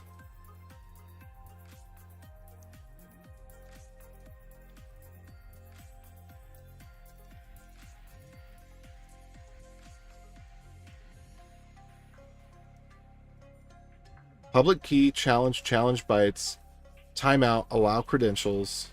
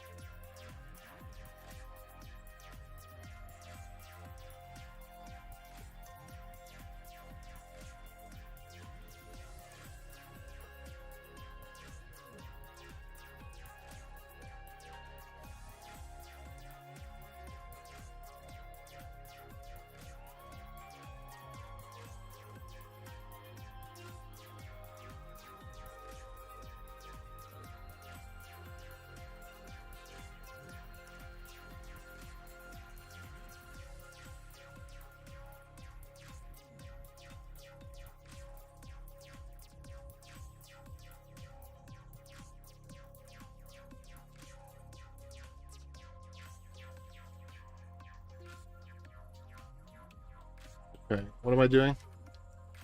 I saw a message and I started looking at it, and then I lost sight of what I was doing.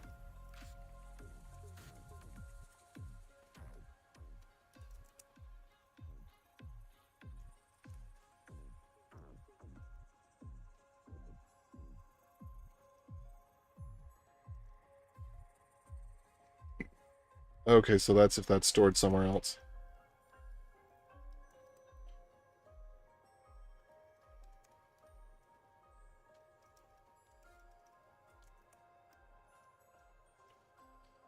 All right, so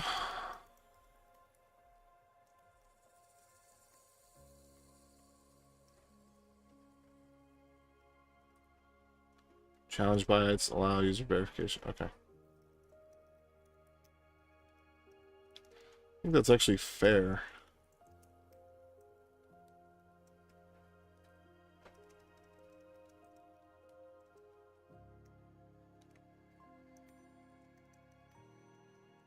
I do want to look at the other code base for a minute and figure out what those challenge bytes are coming from.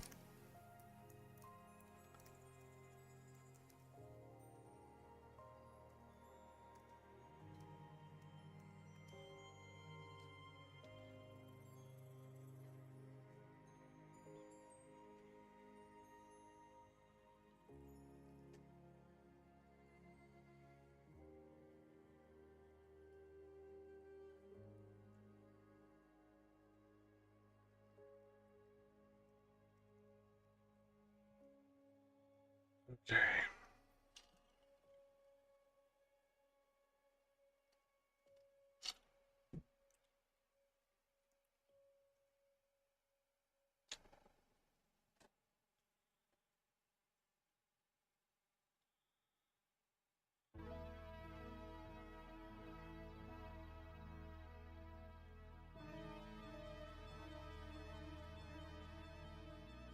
Okay. 2 base 64 string. That doesn't look right. Oh, okay. Where did the challenge come from, though? Random bytes. Meh.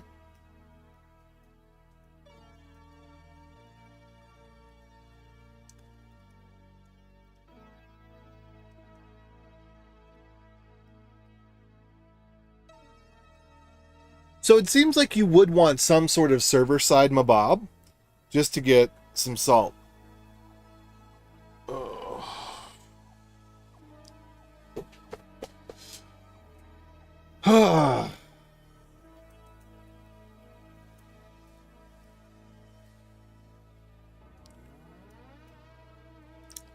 Because I'm not sure. It seems like these are scoped to domain. I guess it seems like you could have multiple levels, which makes sense because you could have more than one application in a browser that needs credentials. You could imagine, well, a variety of things, but so it seems like it makes sense for there to be a server component. The server is going to give a challenge. This is going to implement the signing. It's going to give back signature, yada, yada, yada. Okay. But I wonder why the challenge is set to 20 bytes there. I wonder if that was arbitrary. I would like to get a look at the WebAuthn on MDN. Let's see.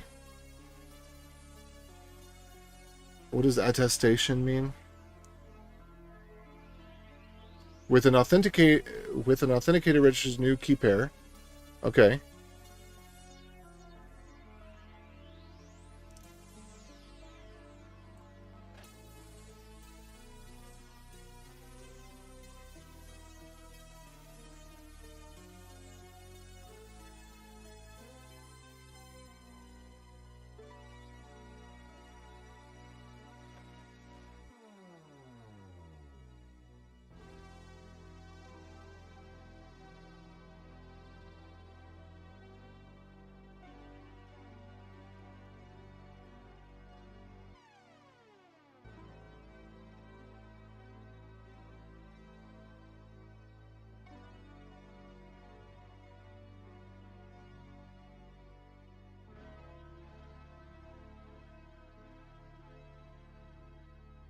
Okay.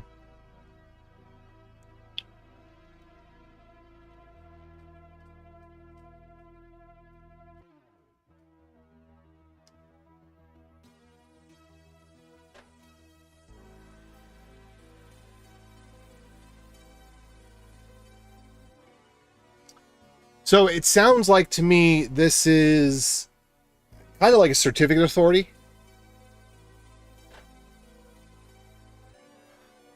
Does it say what the values are here? The only value it seems that it specifies is none.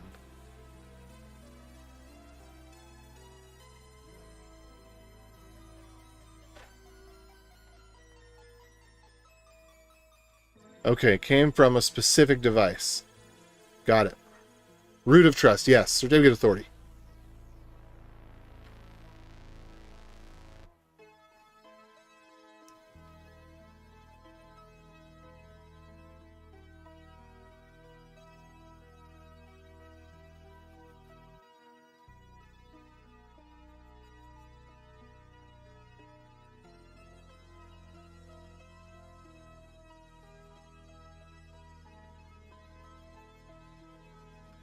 Okay. Client data JSON.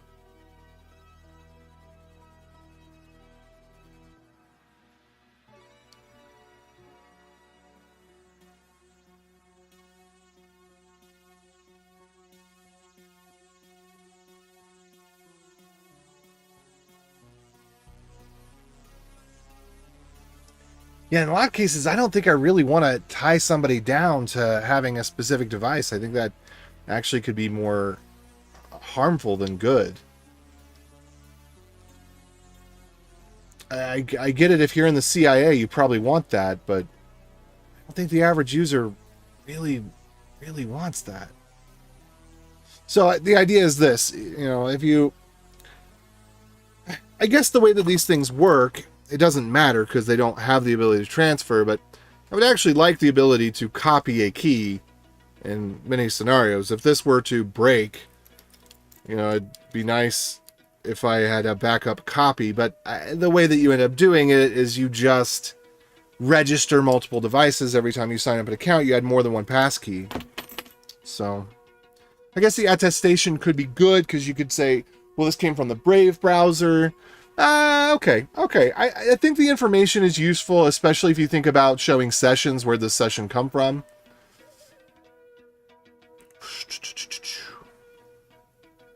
All right. Okay, so assertion.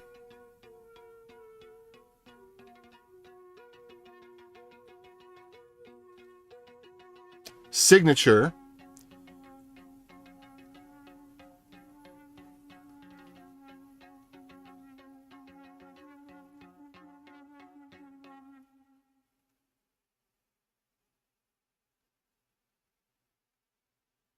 Uh-oh. Hmm. Hmm.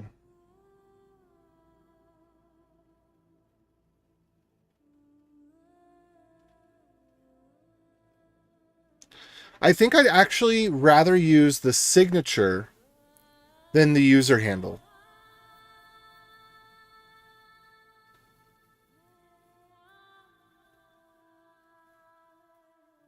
Because the only way to create the signature is if you have the private key. So I would actually prefer signature over user handle, yeah.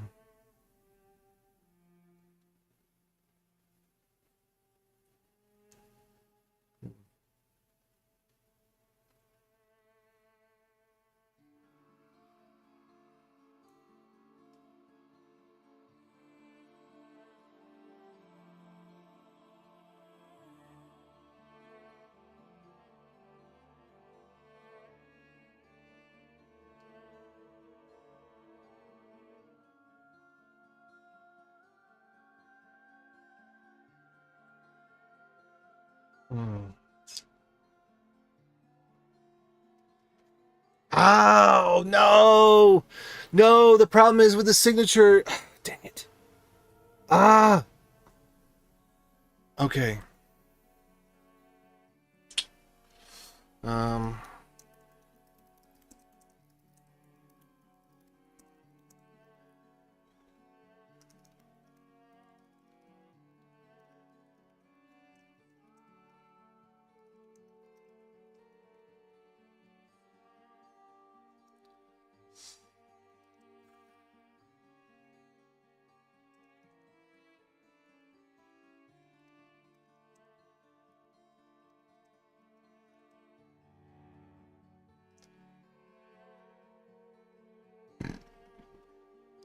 uh, Oh, really? I want to come join. When are you going to have the picnic? Right now? Okay, give me a few minutes.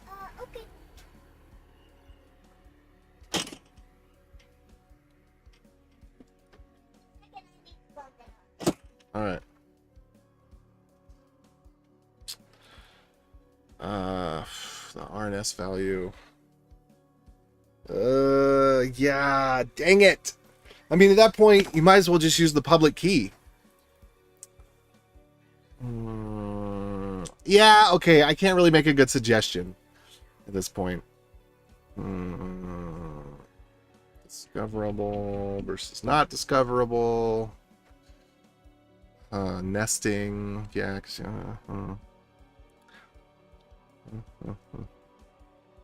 Dang it. Dang it.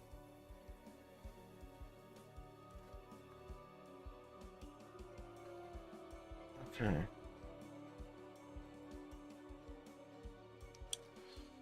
Um.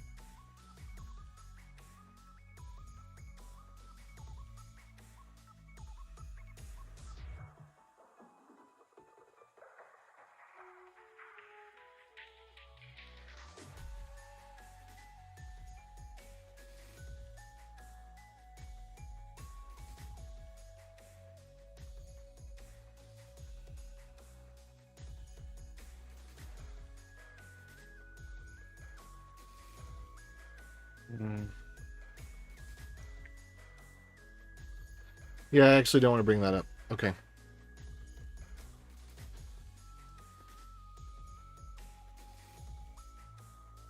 Okay.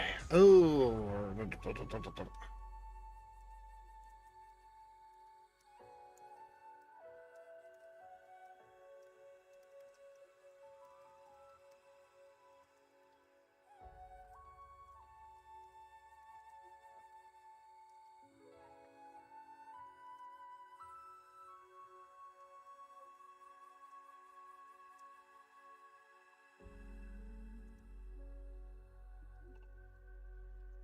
All right, hold on.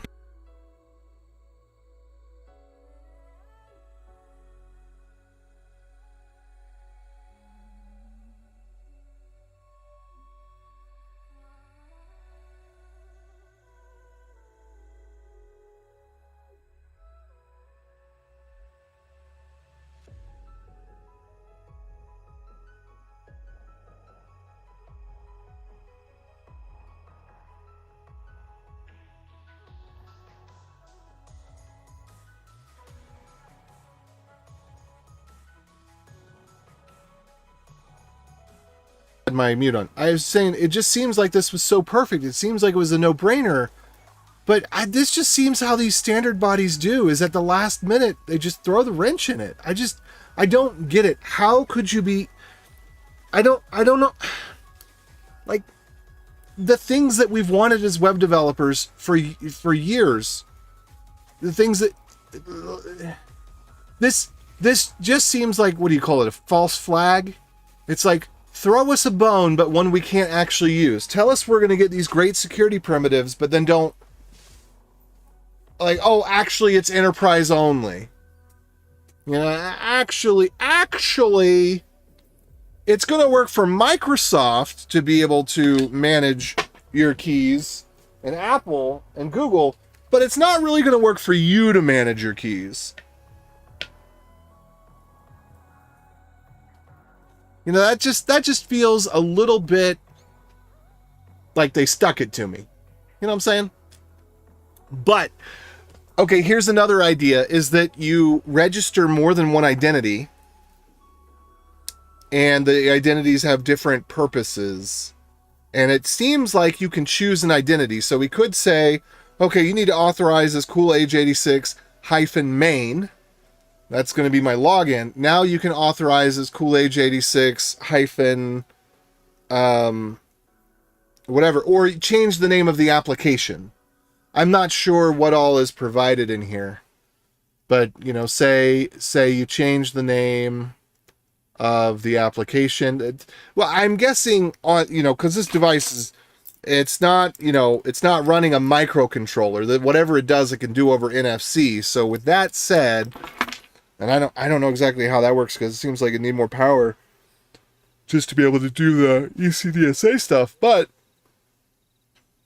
let's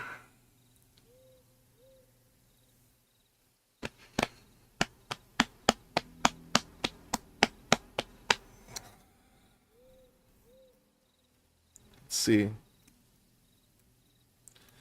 So RP, relying party. I don't know what's used for salt values. It'd be nice if we knew what gets passed through, so we can figure out what we can tweak. Probably user ID. We can probably tweak user ID, and so we probably put in main or put in unlock. And what we could do in that case, we just use the public key as a secret value. And so it's not as nice of a user experience. Or actually, you know, we could just use the public key as, I will show you. We'll turn the public key into a seed phrase, a wallet phrase, a seed phrase. Then we'll turn that into a seed. Then we'll use that to derive any number of keys that we want.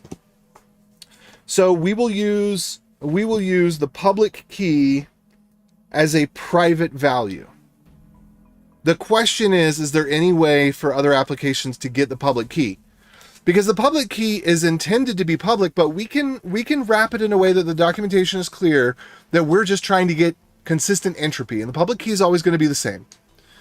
So I think that would be the win. But anyway, Yeah, so, but it's just, it's a little silly because you provide these mechanisms, they don't work in, they don't hook into web crypto. Well, maybe they do. Maybe they can work with web crypto. Let me even check on the page. Let's see, web crypto. Yeah, that's really sad. That's really, really sad. That just feels, that feels dirty. And it feels dirty in the way of, market something as, here, this is going to give you security. This is going to make it so that, you know, Apple will say whatever, we don't, you know, what, I don't know. Whoever's going to say whatever they're going to say about it to make themselves sound, you know, pious. Okay, I'll be out in just a second, sweetie. But then in actuality, not actually letting the user have access to the power of the thing. So the big tech, they get access to it. Okay, sure, they can say, oh yeah, well, yeah, we don't actually have the private key, but then you don't have the ability to use the functionality of it either. So that's very frustrating. Anyway, I'll go ahead and test this, and then I've got to go to a picnic.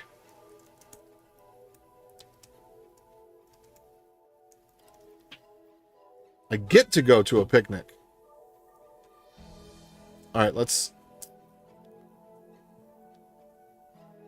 Oh, yeah, buddy!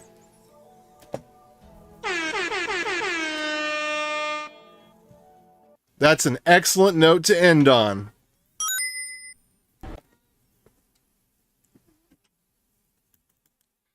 Wait, did that go? It's working! It's working! All right. With that, I'm out. Adios.